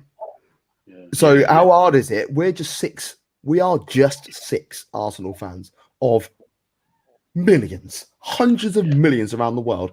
And also, you've got to look at Arsenal from a board level. And what do they think? Are they sat in a room, 6 people in the boardroom, having the same sort of discussions, the same conversations, and they're the ones that are making the decisions? They're not all agreeing, because if they all agreed, then we would be somewhere else. 100% would be somewhere else. Yeah, but we're not. So it's like, well, I think we should do this. I think we should do this. I think we should do this. I keep seeing comments coming up about the NFL and how much Kroenke has put his money in the NFL. Honestly, if you don't watch NFL or you don't understand NFL, please do not comment on what the Kroenkes are doing with the once were San Luis Rams and now the LA Rams. Do not comment, because you don't understand NFL. Simple as that. Every club, every franchise in NFL has the same money level. You're not allowed to go over that. You're not allowed to go over that. Yes, once again, they spent money on the stadium. That's fine. They didn't pay it outright. No one in business or anyone who has any form of business brain buys things outright, because it's not beneficial to you that way. You're not able to move your finances here, there, and everywhere if you get an outright purchase. If you see a house, you buy a house and you buy it outright in cash, then I'm sorry, stupid. But Gav, the point is he's invested. He's invested in the Rams, whereas he hasn't invested. Invested where? He's invested in the stadium. From early on, he's had his eyes set on the Rams. The biggest project of his business career, was moving them from St. Louis to LA. That's why he got involved with them. And the moment he did that, now, I appreciate that he hasn't invested £5 billion or dollars, however much it is. I get that. But the fact of the matter is, Kroenke has invested his hard-earned dough in the Rams, and he hasn't done the same at Arsenal. As a fact, he has not invested because he doesn't believe. I'll tell you what. Do you know Go what? on, mate. That's fine. Do you know why that's fine? Because he's a businessman. It's his money. He could do what he wants. It pisses me off, and it pisses all of us off as Arsenal fans. But that's his money. He can do what he wants. People were chatting, going, "Oh, he's taking money out of Arsenal fund and put it into there." As he fuck. No, he he hasn't hasn't. done that. So he hasn't done that. And when I'm also seeing people going, "Oh, they've just signed Matt Stafford," who I absolutely hate, by the way. I hate Matt Stafford. I don't even know why. He's a really good quarterback, but you know, though, you look at people sometimes and go, "I don't like you." When they just signed him on a big money contract, and everyone's going, "Oh my god," as if like they've done that when Arsenal need this. Whatever. That's bullshit. That's bullshit. That's Rams money. That's Rams money, and you can't go over $182.5 million a year contract. That's it. Done. My boy, my boy, Patrick Mahomes. Where's he at? There he is. You know, he was on a 50 mil a year contract, a 10-year 50 mil a year contract, and he's changed his contract, so therefore we can actually sign better offensive linesmen, because he got crunched in the Super Bowl this year. He got absolutely crunched, and we couldn't move forward. So what we've done is restructured his contract, but we still can't spend over that amount. Everybody has the same clean slate, so it don't matter who owns them. You hear Man United fans banging on about the Glazers and the Tampa Bay Buccaneers, who beat us in the Super Bowl this year. It's the same for them. They can't spend this, and they can't spend that. You can't be doing what what's his name at Everton and Abramovich is doing, Farhad Mashiri. You can't do that sort of stuff in the NFL. You can't. It's impossible. You will get fucked off and chinned out straight away. I know. So what Kroenke's doing with the Rams, that's fine. When it comes to the Rangers, however, that's when you can have an argument. But what he's doing over there, do you know what I mean? I don't think it is fine though, because I think finances are part. NFL is structured in a completely finances new way, in a completely different way. Finances are part.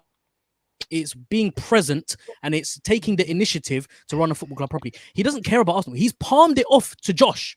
He's given Josh a seat at board, and he said, "This is now your club. You are now responsible for making decisions." That for me screams issues. That's a massive.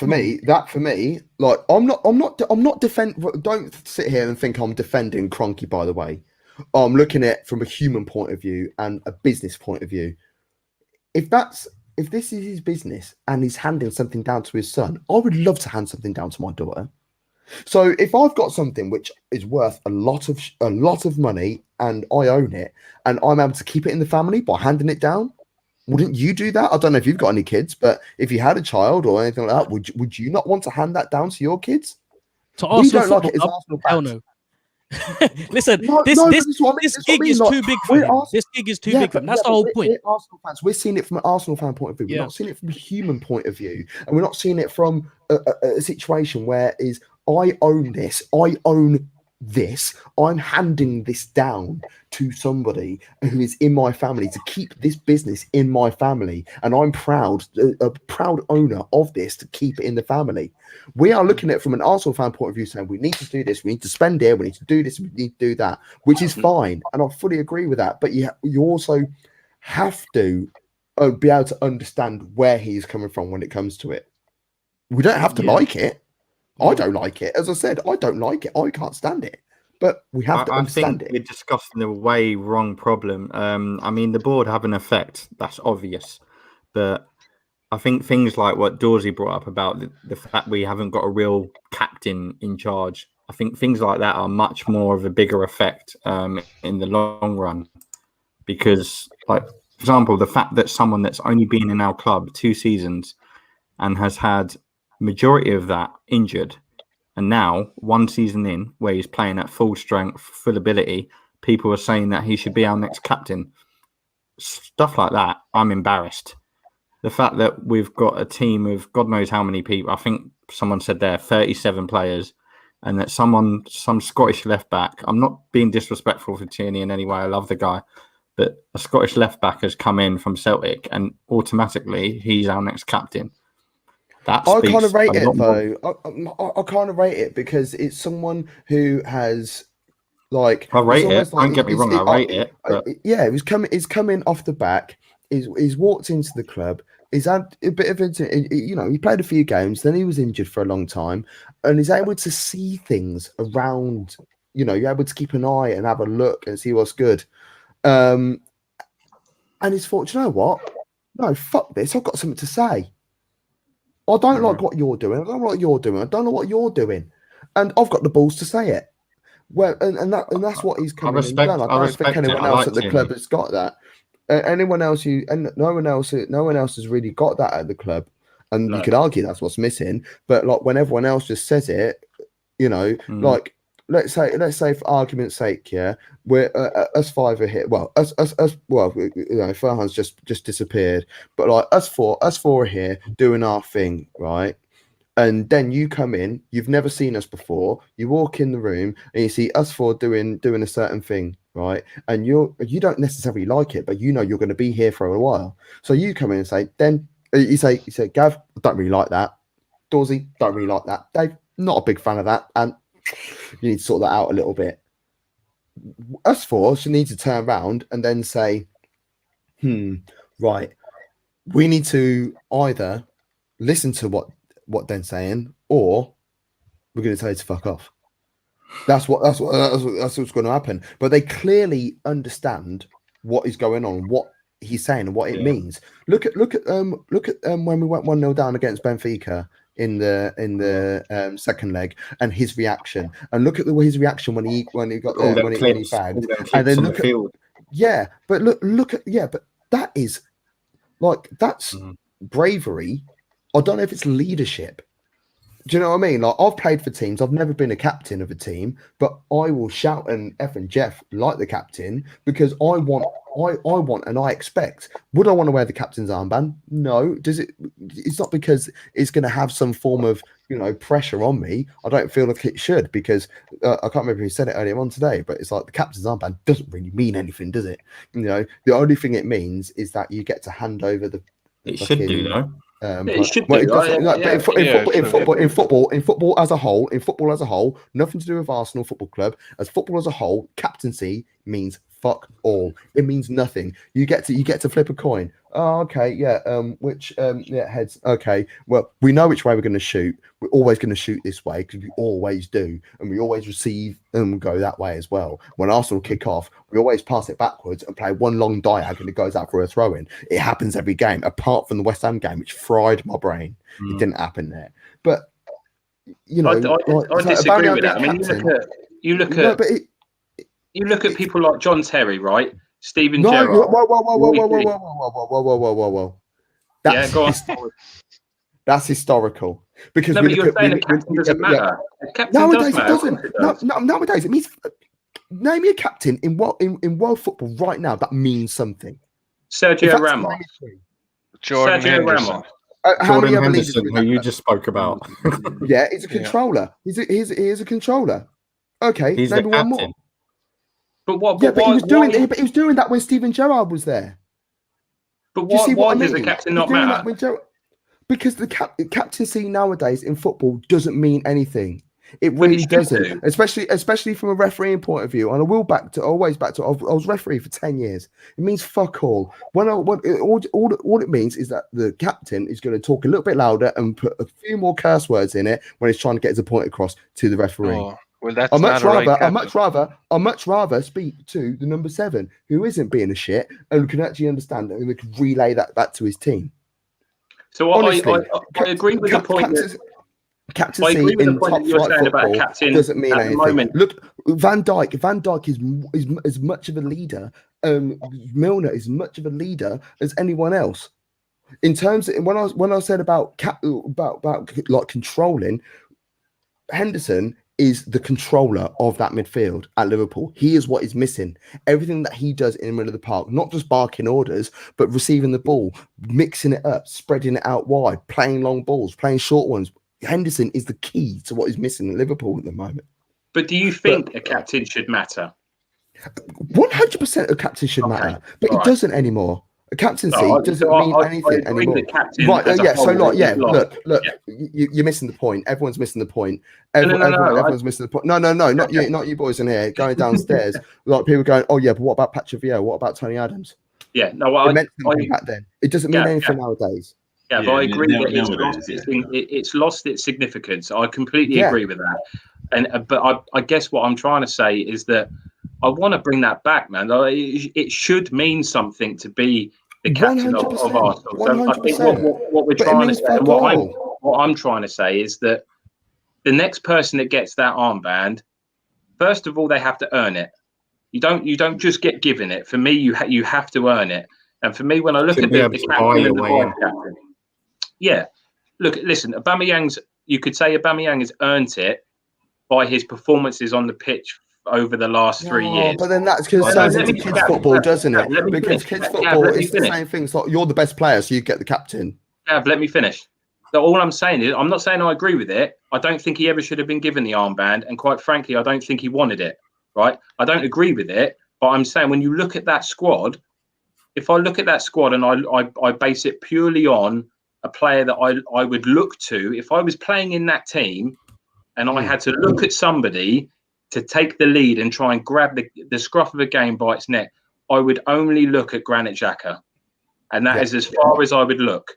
So, Dawesy, do you think though, you know the way we're sort of saying like the captaincy doesn't really mean anything? Do you think it would mean something to a guy like Kieran Tierney? yeah, absolutely. Yeah, mean everything to me. Absolutely. Mean everything Yeah. because he's old school. He's got that old school mentality. You can tell He's a every time he proper walks player. onto the pitch. He's a proper. He's an old school guy. You know, I so think like, you could put him in he would any have that team. understanding. He Isn't would have that that kind of understanding. the type of player you want to have the band? You know, Absolutely, Yeah. you give it to is. Aubameyang, and it's something cool to post on Instagram. You know what I mean? Yes. It's something, something to talk about. I know I know it's a pride thing. I know his dad was captain and all that, so I know it was a pride thing. But for someone like Kieran Tierney, like I really think that it means something. And I think if you give it to a guy like that, I think you might see the importance of the armband restored to an extent. You know, I do agree with you, Gav. I do agree that the captain as a whole has lost its significance. But when I was mentioning about the likes of John Terry and people of that ilk, and I can't stand John Terry, but when I look at him as a leader on a pitch, he was an unbelievable captain. What a leader! Steven Gerrard, Roy Keane. I mean, this for me when I watch a football team, I don't give a shit about the name on the back of the shirt. What I want to see when my football team goes out and plays against anybody is 11 players that wants to fight for that fucking shirt, because I know I'd give my right arm to be in their position, as would we all. And that's all I want to see. I don't care whether we're in fighting for the title or whether we're in the championship. I don't give a shit. All I want to see is players that wear that shirt with pride and want to fight for that shirt. And Kieran Tierney, for me, he screams loyalty. And I know he was at Celtic, and I know that was the club that he supported as a kid. So, of course, he's going to be loyal. But that must have been a huge decision for him to leave that football club. So, for me, he screams loyalty. If we can give it to him, he potentially could have that armband for the next 4, 5, 6 seasons, which is what it needs to be. You can have it for the next 10 years. Why not? Yeah, you cannot have you know what I love about that though, Dawesy? You know what I love about that, right? Like you said, he left the club that he absolutely loved, right? And you can tell he loved absolutely it. He bleeds Celtic, but he was willing to accept that he needed to leave in order to progress and further himself. And so he has the love and the passion, but he's also got the ambition, because like how many players are one club players and they never fulfill their potential because they love the club so much. They hang around too much. We touched on it earlier about the whole snobbery around not respecting certain competitions. And I think as Arsenal fans, and looking at kind of all of us, there's probably not a huge age range. So you think, we've been massively spoiled over the last 20, 25 years, hugely. So I think, and you get used to that. Of course you do as a football fan. And that's what you come to expect. So for me, and that was another reason I went into the season with no expectations. Just because we're the Arsenal, there's no divine right to beat anybody. There's no divine right to be in the Champions League. You have to fucking earn it, man. You have to win games. And that, for me, it comes down to when I look at those players out on there, how many of those players leave everything on that pitch? And that's the problem for me, is that there's probably a handful, and at best, and that's probably me being generous. So But I don't see Aubameyang turn around as captain, No. going up to these players saying, "Right, look. Every time Arsenal go a goal down, look at the reaction of every single player." Yeah. And the only two players that don't that react in a way of, "Come on, boys, get your heads together or keep going," is Xhaka and Tierney. Everyone else, the ball goes in the back of the net. They don't even stand there and blame each other. They don't even do that. There's like, but Gav, to touch on that as well is, you look at why is Tierney like this? Look who his captain was, Scott Brown. Scott Brown, a leader. Yeah. He's similar to a Roy Keane type. He's a leader. Whether you like Scott Brown or not, he sets the example. Yeah, he sets the example, and that's what everyone expects. Your captain should be your leader on the field. Essentially, he's your manager on the field. He kind of resonates what the manager wants on the field. You look at Declan Rice at West Ham. He's watched Mark Noble. He's learned from Mark Noble. Now he's the leader on the field. He's gone out doing what Mark Noble used to do. And he's a good player. He's a player that you'd want in your team. Jordan Henderson at Liverpool. Jordan Henderson was in there. He was in the dressing room with Gerrard. He picked up the good traits that Gerrard had, and now he's leading it. He's leading his team to where they should. This is the thing, like Jordan Henderson, Declan Rice. You know, they were schooled by people that meant everything to the club. Yeah, they were everything to the club. They were the club. You know, so it's almost like we're handing down to the next generation. But does it matter? Honestly, what does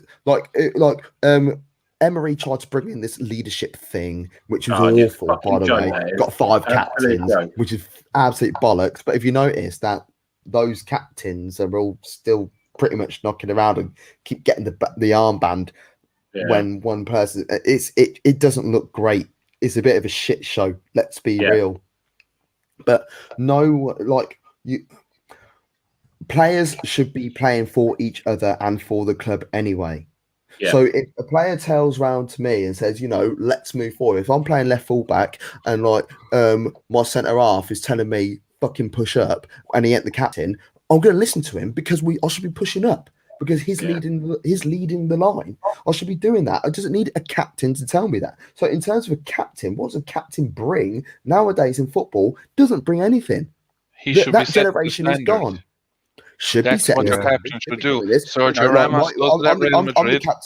I'm the captain. I'm wearing short sleeves. Everyone else is wearing short sleeves. That's how it used to be at the Arsenal and that as well. So I'm wearing long sleeves today. We're all wearing long sleeves today. Then okay, yeah, cool. But that's where the captaincy has been lost. But it's losing its impact in football as a whole. It genuinely is. And and that is football across the whole frigging board. If you go to Germany, look at the Bundesliga. If you go to Ligue 1, if you go to Serie A, the need of a captain it's not that important. Other than but you look at who's top of the league. You look around the top of the leagues in Europe. PSG's captain is Marquinhos, schooled from Thiago Silva. Came through. He's been at PSG from a young age. Who are the other leaders? There are a number of leaders. He sets the bar, and he sets the bar and the standard, and they have to get to that.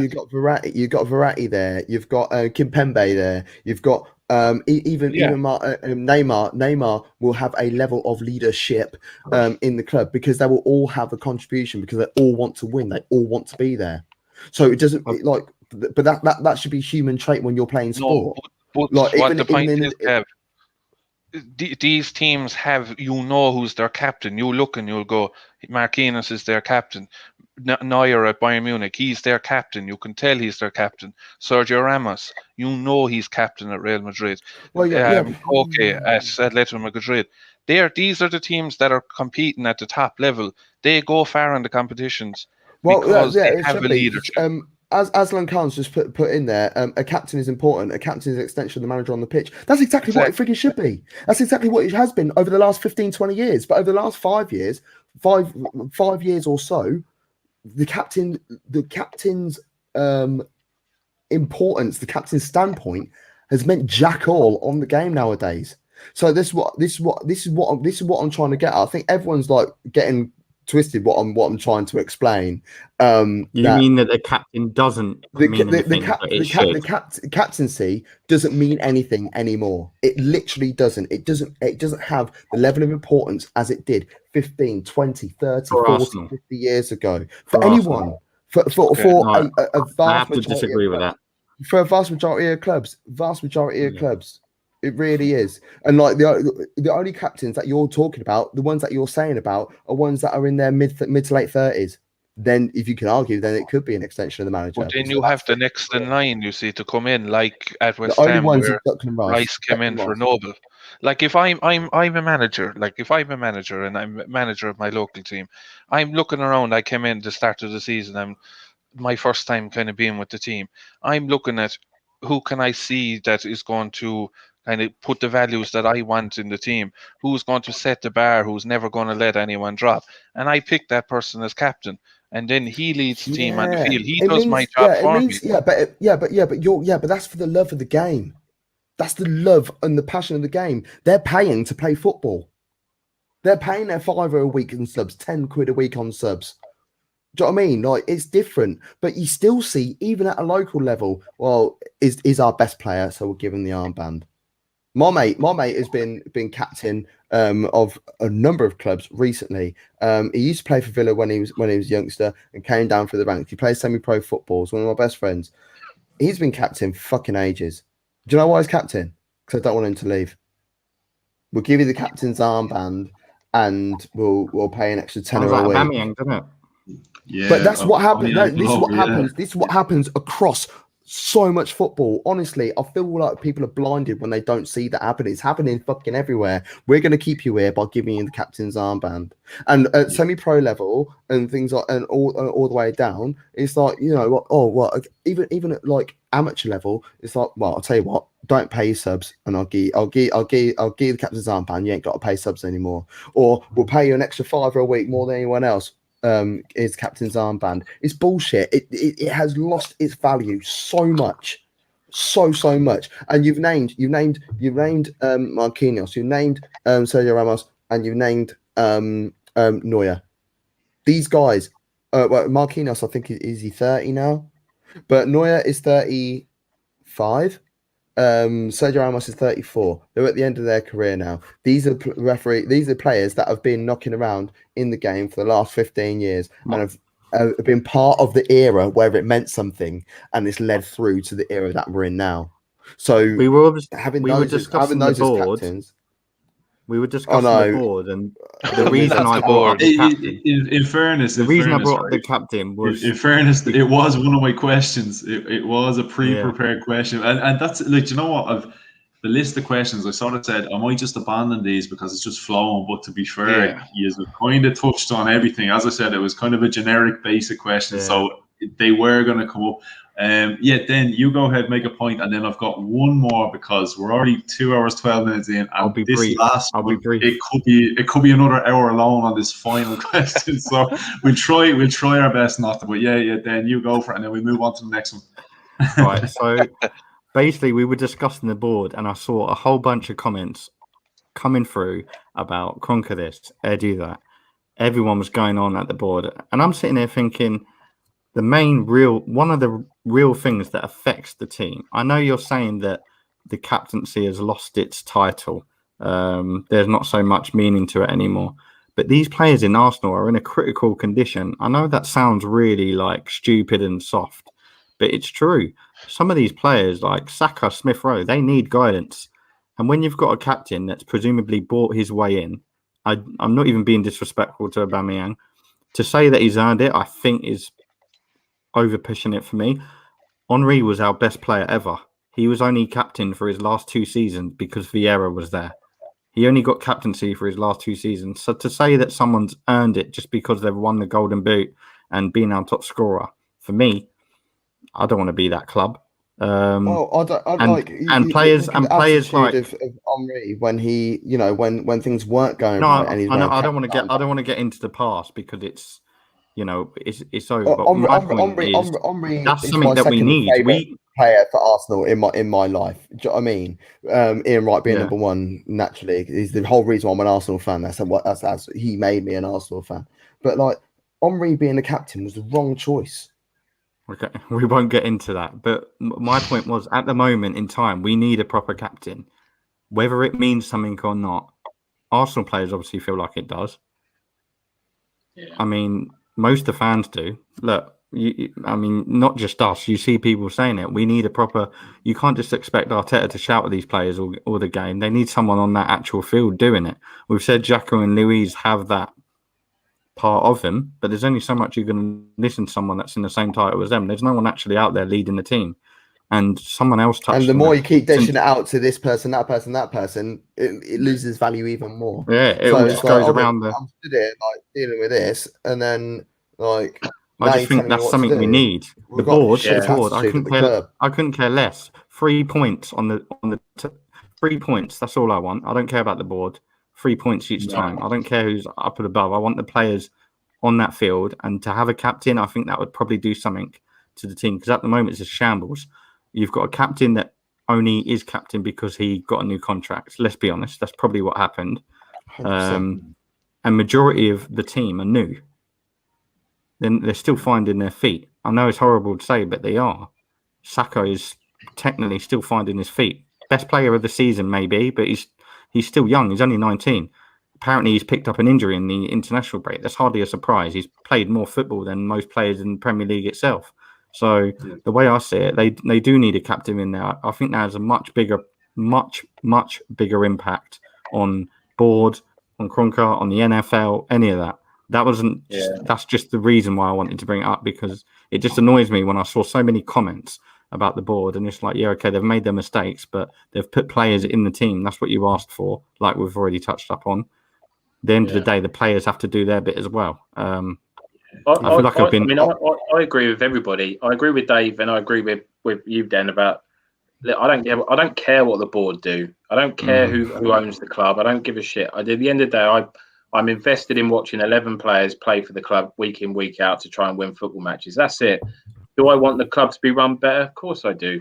Do I want us to be a Man City and have a blank checkbook? Probably not. Listen, I want to win trophies. I want to do. I mean, that's another debate. Ideally, you don't want to go down that route. I want to see the best players play for the club, but at the same time, I think growing up, I mean, I'm 38, right? So I by the time I got to an age where football really, really meant something to me, was at the start with Arsene Wenger, and it built what he built. Is I guess in an ideal world is something I want to see again. I want to see, and I know it's not going to be. I know it's not going to happen. I know that part of football is dead, and I get what you're saying, Gav. The captain's armband, it doesn't mean anything now, and it's not just at Arsenal, and the players we've mentioned. Yes, they're at the latter stages of their career, but they're the players that I want to see play for the club. People, and I'm just putting Ramos out there as a name.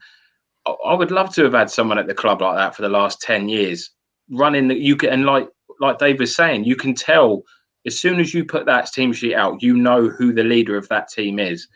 And it's, I guess what I want to see, and I completely agree with you, Gav, that it's lost. You can rule them off. Henry was giving it to him so that he didn't leave. Fabregas was giving it to him so that he didn't leave. All of these players, Van Persie, there was rumours about him leaving, so they gave him the armband. All these players that have been given it, they've been given it for a reason that is not because they are the leader of the club. They've been given it for reasons. Yeah, it's an ulterior motive to keep someone at the club longer than they want to be there. And that's which is why I semi-disagree, but I agree with the comment that came through as well from Iconoclast saying Arsenal always sell their captain. It's not necessarily that they sell their captain. There was, but it's the captain that wants to leave. It's the player that wants to leave. Yeah, absolutely. I think it's a bit of we're keeping for one more year. Yeah, we're aware this guy is halfway out the door. Let's just hang on to him a little bit longer. But yeah, lads, look, we'll move on to the last question, because again, I have a feeling this one's probably going to keep us going for a while. Dave, just make sure you're still awake there. So I'm going to bring you in first of all. Ireland aren't on yet. You're okay. So again, this one could keep us here for a while. Priority for the summer, Dave. What are you looking for? Signings, additions to the board. Ideally, what are you looking for from Arsenal for the summer coming into the new season? Board wise, and I don't really mind, or I don't care. I suppose, putting it politely, all I care about is the Are results you on the looking for field. any background staff though, as in somebody to help out guys like Edu, Arteta? Do you think that might make their life easier in terms of Well, I think that recruitment? probably should be in place, because when you look at Arteta, he's guys like Steve Round and those that come in. He has a decent mix, so maybe a decent mix like that upstairs as well might be something that you need. Arteta does have young coaches there, but look, with the likes of Steve Round and those as well, it's always good to have that blend. Even that happens on the field, even off the field. You need that new ideas, fresh ideas, but have the experience as well. I suppose on the field, I'd like to see. I do you want me to kind of go with what I want to see, or kind of from a realistic point of view? Because I suppose it's probably going to be two different things, you know. Well, look, I guess if you give me a feeling on where you feel we need to, I know generally what we want Arsenal to do and what Arsenal are going to give us are two different things. But in your opinion, what do you feel they should be pinpointing? So we'll need a right back anyway, straight away. That's a given, and then you can have Cedric is good enough he can be a backup, so I'm okay with that. Priority, look, is getting kind of more of those players out the door. Is if you are going to sell Guendouzi, sell him. If you are going to sell Torreira, sell him. No more loans or waiting for January. Try and get them out the door.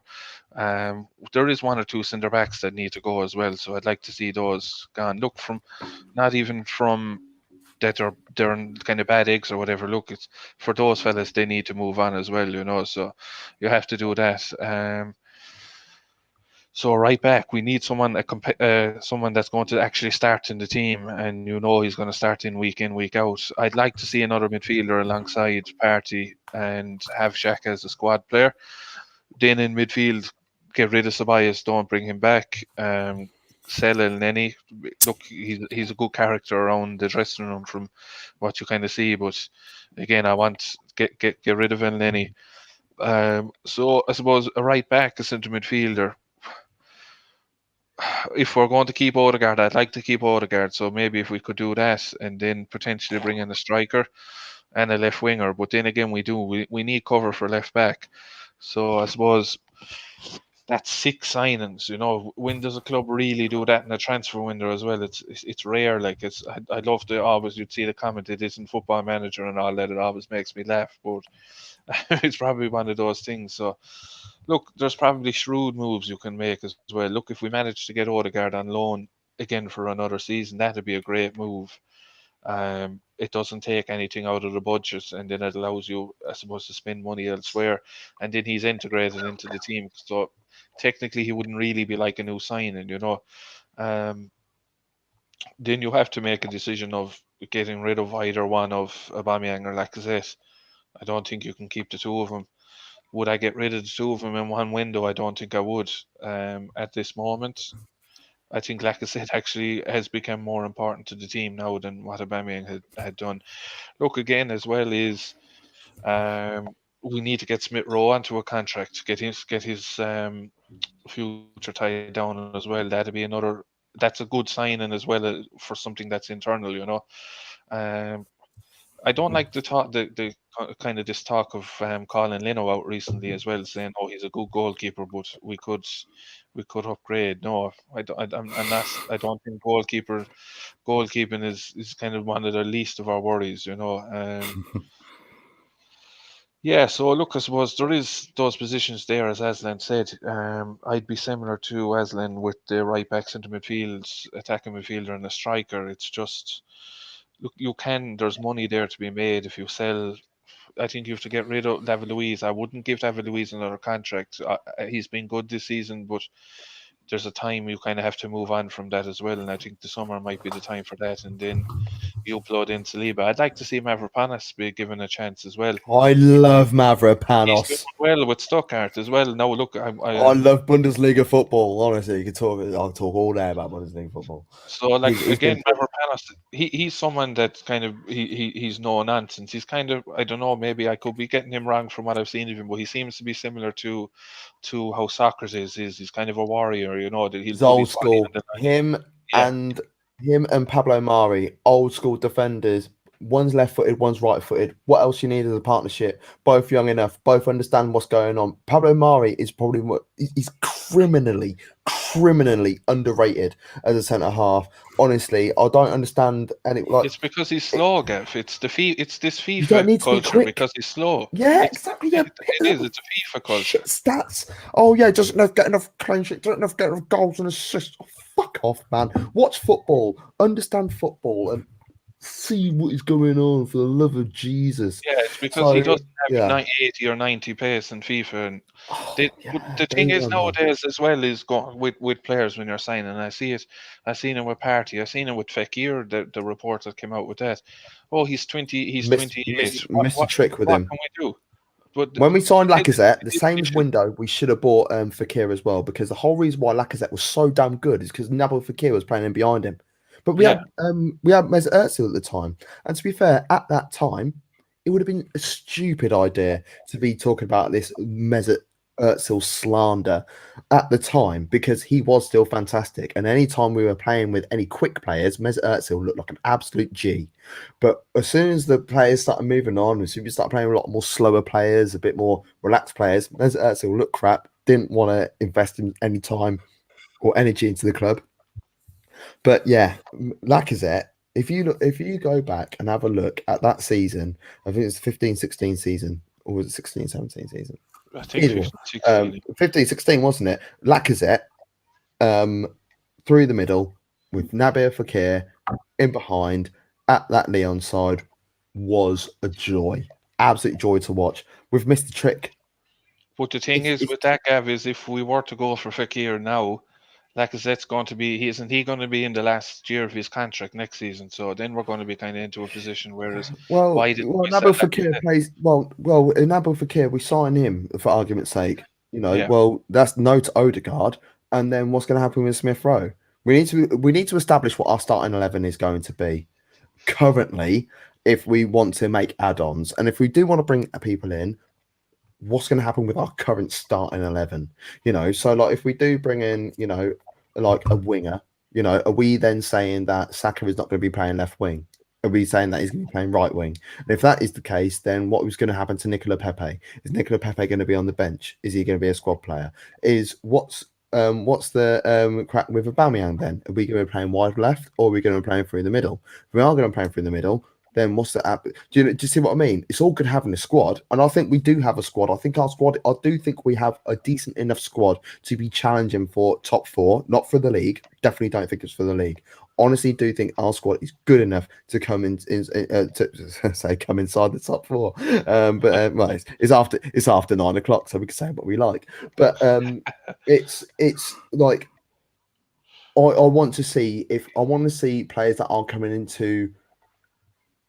That are going to be better than what our current crop is, not like for like. We don't need any more players that are going to come in and compete with everyone else. We want players to come in and be like, right, we are better. You are better than who we've got. Now, can we make this player better than you? Like, for instance, for me, Alex Telles is a way better left back than Luke Shaw.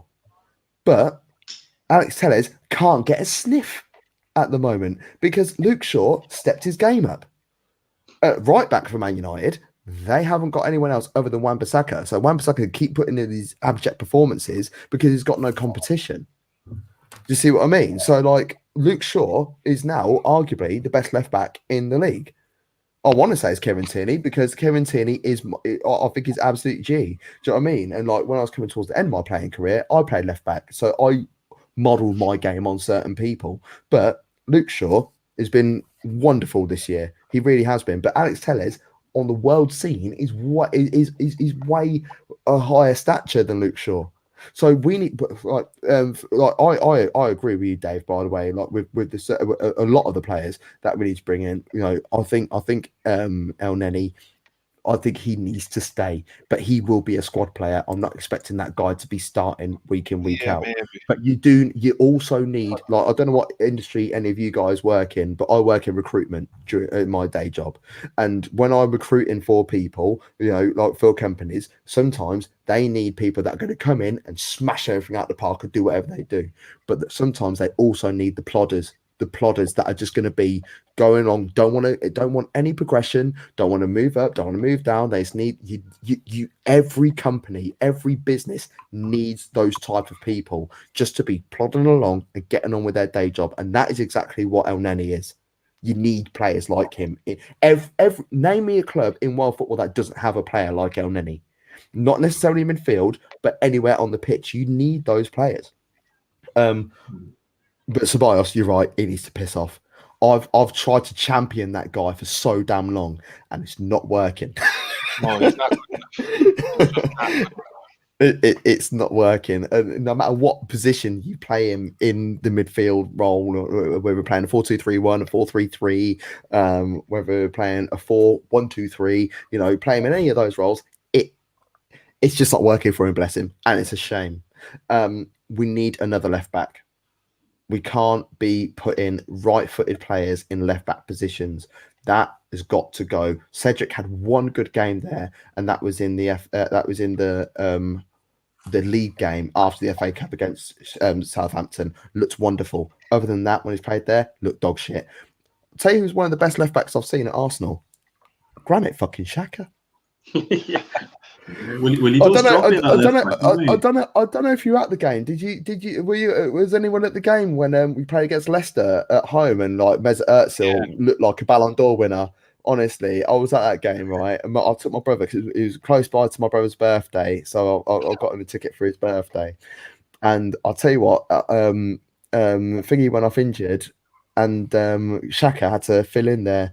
I'll tell you what, man, honestly, he looked like prime Ashley Cole. He was absolutely brilliant. It was ridiculous. But I think I want to see more Martinelli, whether we play him through the middle or wide. It doesn't matter where he plays. The guy's golden. And to be honest, I do want to see another goalkeeper. I really do. I don't like goalkeepers that can't command their box. I don't care how many times you are, you could shit 5 a game, but I want my goalkeeper to be at least 6'4", and I want them to come out and own a ball. And this is why I've never, some people might argue, but I have never, ever, ever put David De Gea in the world-class category, because since he has been at Man United, I have not seen that guy command his box. What a wonderful shot stopper. There is not hardly any goalkeeper in the world who is better at shot stopping than him.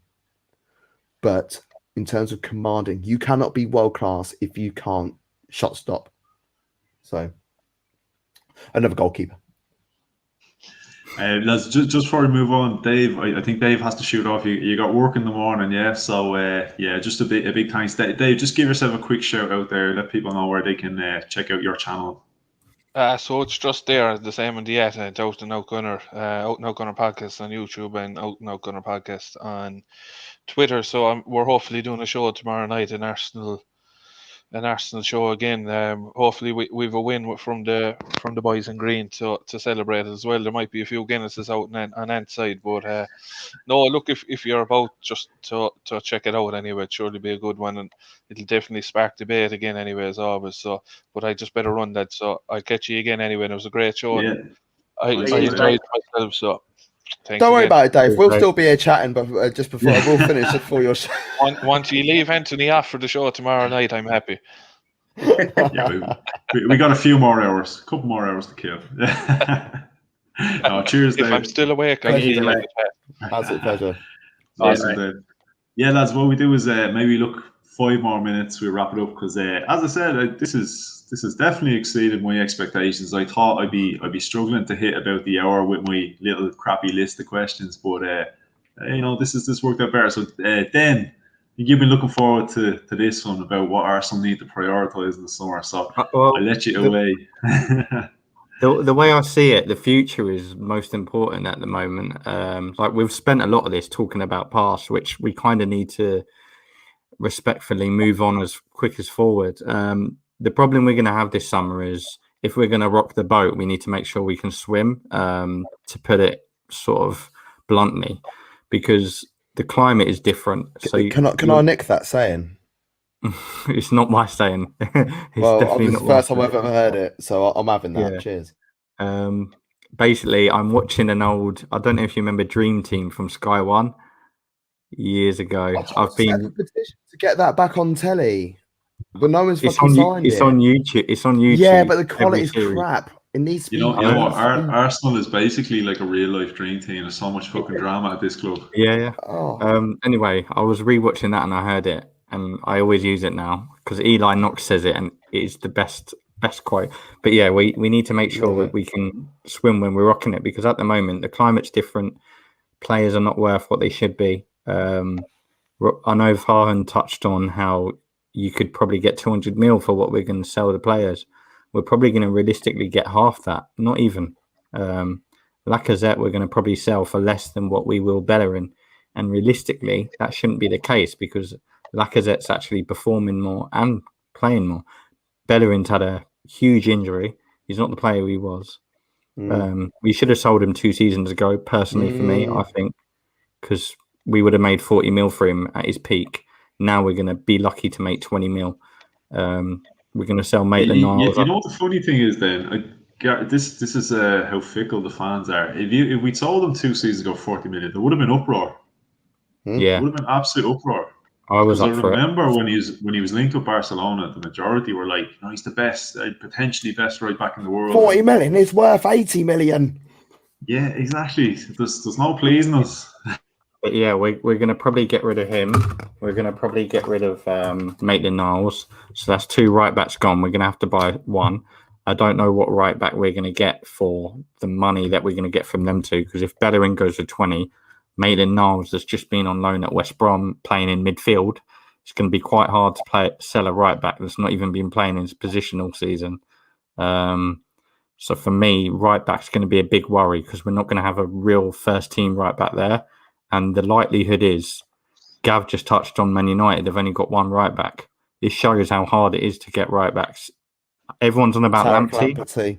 Everyone's on about him, but personally, for me, do you really think that is a choice that's going to be guaranteed to deliver as a right back first team more than Cedric? Because Cedric hasn't at the moment not delivered for us. I think Lamptey could be, but he's already showing injuries. He could be, but yeah, this is the his thing. Injuries already are. It's not looking good. And then you look at the midfield. A little bit, it's an injured player. Soft muscle injury, and then you look soft tissue injuries. We love it. You look at the midfield. We've got work to do. I know we touched up on El Neni. He scored tonight. Like, he's good at scoring. I'm never going to say he's not. But other than that, can we really say he provides a lot for Arsenal? No. Someone said in the comments about getting 10 mil for him. I can't see us getting 10 mil for El Neni in this climate. If we do, then I'll shake their hand and give him the money. Yeah, apparently we were offered 7. I think Besiktas offered 7 at the beginning of the season, or right after his loan, and we kept them. And that was when people had. Well, apparently the season before, Leicester wanted him for the same money, but he didn't want to leave the capital. He wanted to stay in London. I'm not being funny, but like you get a direct train from King's Cross to Leicester in like 5 hours and 6 minutes. I have to give a shout out to Aslan because he made a comment earlier, which was one of the best comments. It was probably the only real decent comment I've seen all night, like proper actual to do with the team about how Lacazette works more with the midfield than what Aubameyang does. This is probably the one reason why I would choose Lacazette over Aubameyang, because he does more. Aubameyang scores, but if you don't see him scoring, I guarantee you no one's talking about him. He doesn't really do much. He doesn't provide much elsewhere other than the finish, which a lot of people can do. The problem with Aubameyang and Lacazette was inevitable. Everyone knew that we were going to have the problem of having 2 world-class strikers on their day, you could say. We probably shouldn't have kept them for as long as we can because Lacazette's been wasted this season. And we spoke about Pepe being dropped at his worst time. The same happened to Lacazette. Before Aubameyang's striker, he was our top scorer before Aubameyang's hat-trick against Leeds. He was showing up when we needed him to, and then we dropped him. He weren't starting at all, only because Odegaard they need to cater for Aubameyang. Yeah, and 9 times, isn't it? Because Odegaard came in, they decided to drop. Basically, Lacazette fell short because Odegaard came in, because they decided to put Aubameyang back in the middle. I don't think we'll even get 20 mil for Lacazette, if I'm personally honest. Unless we start putting him in the shop window, he's gone. He's going to go for at least 17 million if we're lucky, because we're not even playing him at the moment. You can't sell a player for good money if he's not playing. And everyone's broke. We just touched on in the new climate, Yeah, in the new climate, you'll be lucky. On the plus side, though, FFP is no longer a thing, so let's spend us some money. Let's flash. So it'll be. The thing is, I think everybody's getting a little bit. I mean, if you're honestly expecting 7, 8, 9 players to go out in the summer, and 7, 8, 9 players coming in, it ain't going to happen. It's a new rebuild again. You're going to have to give him another 2 years. Exactly. I mean, if 3 or 4 players go out, 2 or 3 come in, I reckon that's probably about as much that could even happen, and that's even dependent on what we bring in. For me, El Neni, it doesn't make any sense to sell him. One, you're not going to get anything for him. 5, 10 million if you're absolutely lucky. He doesn't command high wages, and for me, actually, I agree with what Gav said. I think you need players like that actually are happy to be part of a squad rotation system. They're not gonna dig their heels in to start every game. He can do a job. Is he the best midfielder in the world? Absolutely not. But every club's got players like those, and I think for me, I would rather keep him. I think there's centre backs we need to get rid of still. I would like to see Mavropanos get a game, get an opportunity in the Premier League, because I think he's done. I don't follow Bundesliga as much as Gav does, but I do watch and I do follow how the players are getting on. And by all accounts, he's doing really well out there.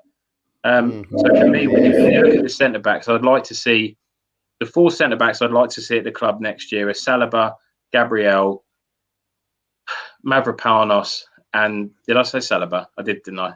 And probably, I mean, I've been quite impressed with Rob Holding this year, I must admit. I think he's actually done pretty well. And he's coming back from a big injury as well. So to perform as well as he has, I mean, you look at the difference in performances between Bellerin and Holding. Bearing in mind their injuries were not that far apart, really.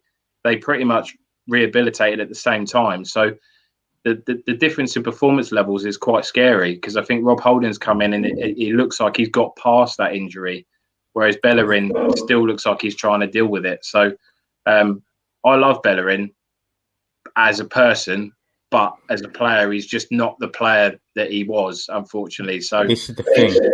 This is the thing. A lot of people like him because of his personality. Yeah. Outside of football, he's amazing. But we got to remember, we're here to watch football. We're here to watch people play to win games. We're here to win games. And I agree with that. And if an offer comes in, I would take it.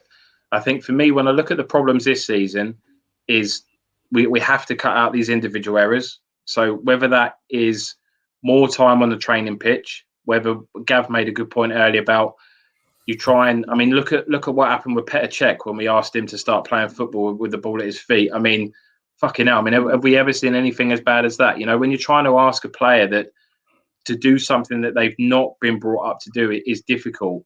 Can they do it in time? Some players can, some players can't. Some players can adapt. So you can look at some of the players and actually that you might be able to really kind of drill in what Arteta's trying to get from them.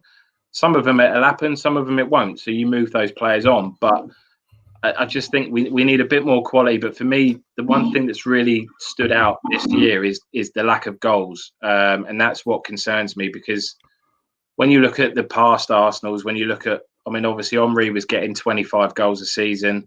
But then outside of that, you were looking at Pires, who was getting 15, 20. Lundberg was getting 15, 20. You know, all of these players were chipping in. And before you know it, you're at 60, 70 goals with only 3 players. We don't. It really concerns me, the lack of goals that we've got in that team. The problem is people are calling for Martinelli to go forward as well. You can't. we've only seen him left wing. You can't be like, Yeah. oh, we'll get rid of Lacazette. We'll play Martinelli up top. We've seen it how many times? Twice against Brentford or someone like that.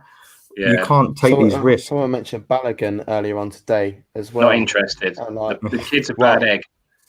He's a bad egg. But I'm is not he a being bad funny, egg but or if is agent a bad egg? it's for me, it's gone on long enough that you just think, right, if the agent is trying to be a bit of a dick and getting the best deal for his client, I understand that. That's his job to get the best contract he can for his player. But if Balogun loves the club as much as he claims to, he would be pushing for his agent to make a deal. I don't care. If I want to play for that club, you make that happen.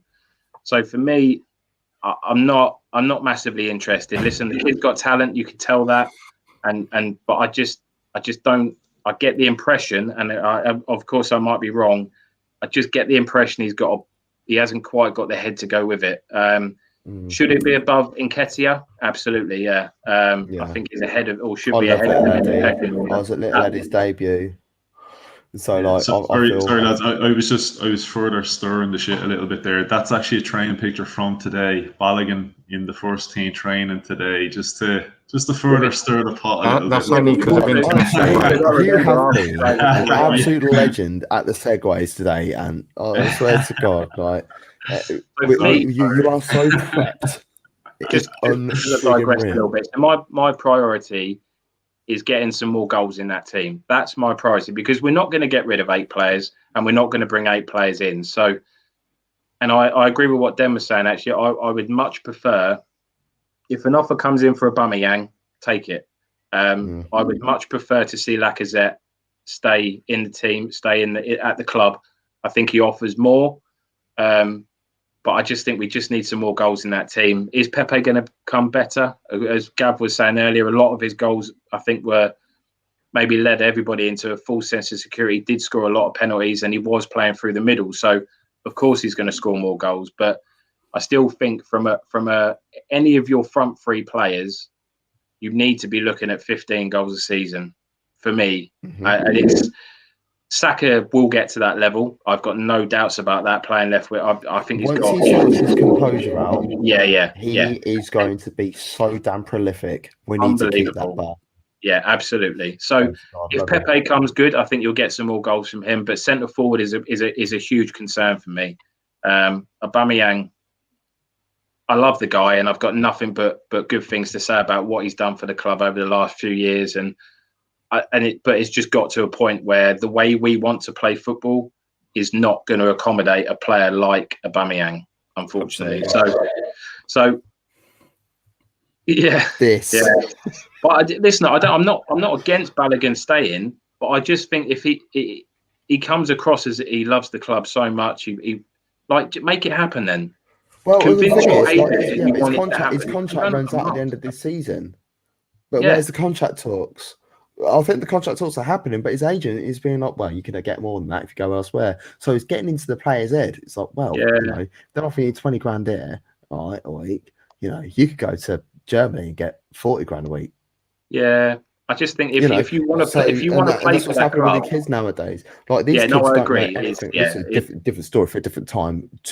Going into too much depth, but like if you watch like any player, I don't know how old any of you man are. Right, I'm 33, I'm 34 in the summer, but like players that were youngsters that were coming through at like 17, 18, 19 when we were kids, when I was a kid anyway, like they'll be cleaning boots, they'll be doing all these like helping out around the ground, having to like muck out the showers and stuff, getting paid like 50 quid a week.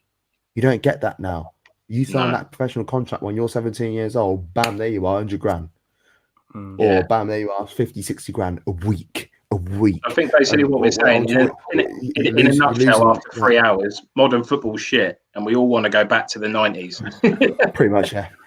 After 3 hours of debate, I think we've all decided we missed the international football. No, not a chance. No, lads, do you know what? As I said a few times, absolutely brilliant tonight. Brilliant debate, and look, that's what makes it fun, isn't it? That's what makes it fun, where we don't all have the exact same opinions. We have different opinions and beliefs and whatever else. But look, we can discuss it in in a productive manner. So no, it was really, really enjoyable. And as I said, I was expecting, I'd be doing well to get an hour out of this. So we're almost 3 hours in. So It's 6 Arsenal fans. What do you expect? Yeah. But Right. the listeners have been spoiled here tonight. But look, I want to give a big shout out to everybody that took the time to come on and watch tonight, and everybody that will rewatch over the next couple of days. Because remember, this does go up on Spotify, Anchor, Google Podcast, basically everywhere you get your podcasts, and will be up on YouTube. But look, big shout out everybody. Remember to smash the like button. Remember to hit the subscribe button, and you can see the ticker going down below. Follow the panelists, give them a shout out. Just before we wrap it up, lads, I will get yourselves to give a shout out. Dawesy, we'll start with you. Where can the people find out more about Dawesy? Yeah, listen, man, it's been brilliant tonight. Normally, I must admit, I wouldn't sit on a podcast for 3 hours. I must admit, I would normally get itchy feet before then, but it's been brilliant. Huge difference of opinions, and we're all right. I think that's what we're here for. We're all right to a certain degree, and I agree with what Gav said at the start of the show. All we want is the best for our football club. We're all emotionally vested in it. We all want to see our club back at the top competing, but I guess with the issues that we've got at the club, there's just a million and one routes we can take to get there. So let's just hope it improves sooner rather than later. But yeah, thanks for having me on. Just on Twitter, so you can see my handle there, Dawesy281. So yeah, drop over, say hello, come drop me a follow, and looking forward to it, mate. Looking forward to the next show already, part 2. Yeah, brilliant stuff. And as you said there, Dawsy, normally, we wouldn't be sitting here for the best part of the 3 hours. We'd be kind of itching to wrap up after about an hour or so. But I'll be honest that I know for me personally, I was sitting here as in I was forgetting that I was supposed to be involved in this, because I was so engaged just listening. I felt like I was just sitting in the car listening to a debate. I actually really, really enjoyed it tonight. I really did. But Dan and Gav, you're absolutely amazing tonight. The 2 debutants. So look, I will have to definitely get you back. But then give yourself a shout out there. Let the people know where they can find you. Yeah, I'm slightly different because obviously I support Arsenal. To be fair, I'm the same as Dawsy. There's no way I'd sit here for 3 hours. Even on my own podcast, I'd make sure that someone bloody wrapped it up. But it's been class. I'm making sure you can all come on my show, but Gav, you're definitely being on there. I'm going to put you in there with a Liverpool fan next week. I'm going to twist a can of worms, and I'm just going to leave you to it. It's going to be amazing. No, but Sideline Talk podcast. It's me, another Gooner, and a Watford fan. So it's quite interesting.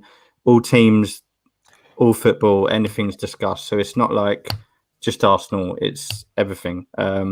But I think the main reason why I done that was because of stuff like this.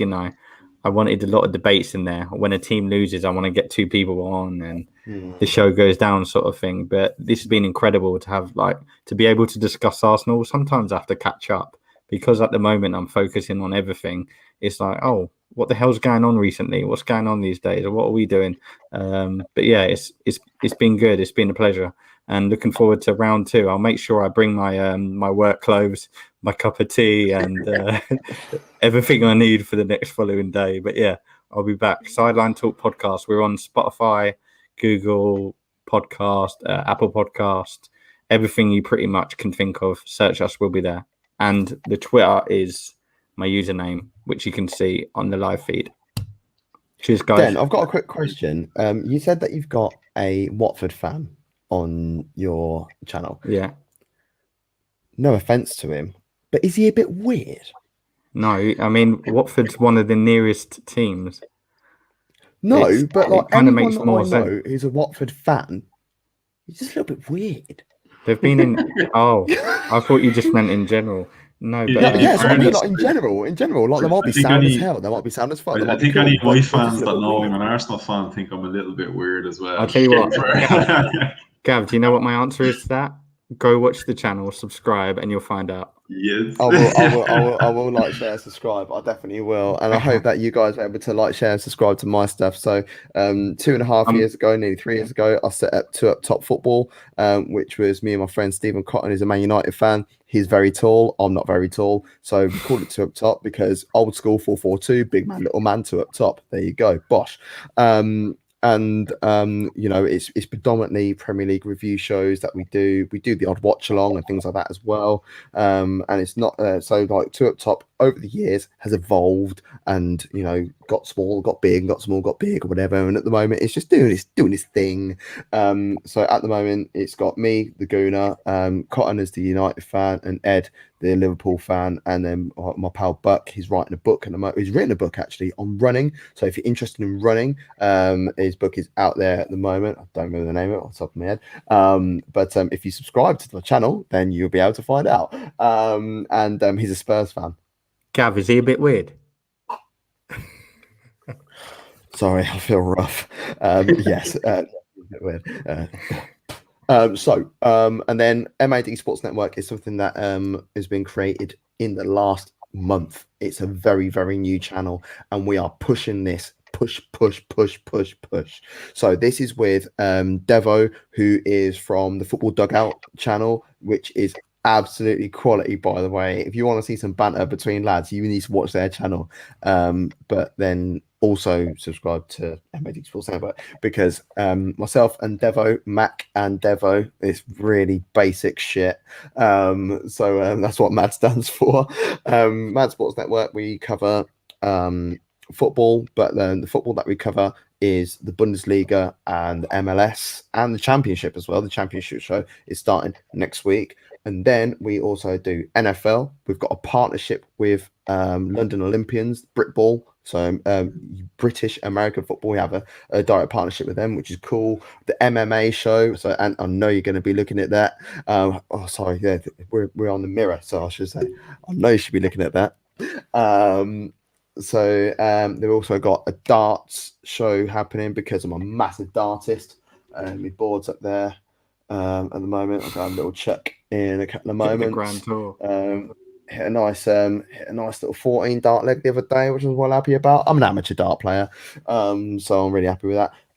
Rugby, we also cover rugby. We'll also be covering in the near future F1, golf, and running with my boy Stephen Buck. So yeah, we're going to be literally taking over the whole damn world. And if I'm honest, if anyone here watching or in the room at the moment would like to have a show on a particular sport which is not football on the channel, slide in my DMs at GavMac23 on Twitter, and also with Two Up Top and MAD Sports Network. If you didn't know already, if you put it into Google, our name comes up first. Brilliant, absolutely brilliant. Yeah, so lads, everyone in the chat, you've heard it. You can see the Twitter handles. You know where to go. You know what to do. Like, share, subscribe to each and every one of us. Yeah, look, it's 3 hours, lads. 3 hours. That's fair going. It's been an experience. It's been emotional, but look, you've definitely took my mind off the international break anyway, and I'm raring to go for Saturday for this. I didn't even need it. England won. Yeah, well, spare a thought for me. I've got Ireland Qatar tomorrow, so yeah, I might have to abandon that. And if you're available for another 3 hours to distract me from having to watch that absolute dog shite, I'm more than happy. Why not? Yeah, look. As on the wind up, do you cover chess? Well, did you watch the Queen's Gambit? I'm not being funny. Like, that is arguably one of the best things ever on Netflix. So if you want to, then feel free. I could play a bit of chess. So there you go. And massive shout to you as well. You have absolutely bossed it today. You know, you've got all of us together. You've got us all together. We've all had a good old chinwag about the Arsenal. You've got the comments out there. You've created a bit of beef, bit of tension. You've brought us, you threw us apart from each other, and you brought us all back together. You know, and like I bet you've even run out of Guinness. Yeah. Oh, no, I'm still good. I'm still good. Is he? I could do another couple of hours, lads. I've got my fuel. I actually could. I need to go before I end up chatting more. But no, Anthony, thank you so much for allowing me onto your network. And like Dawesy, then absolute pleasure meeting you guys as well. Yeah, man. Lads, look, pleasure's been all mine. And look, you'll definitely have to come back. It's been absolutely brilliant. But lads, we will leave it there. Again, look, thanks so much everyone for watching, for liking, sharing, subscribing. Big shout out to the panel, and come on, you Gunners. Come on, you Gunners.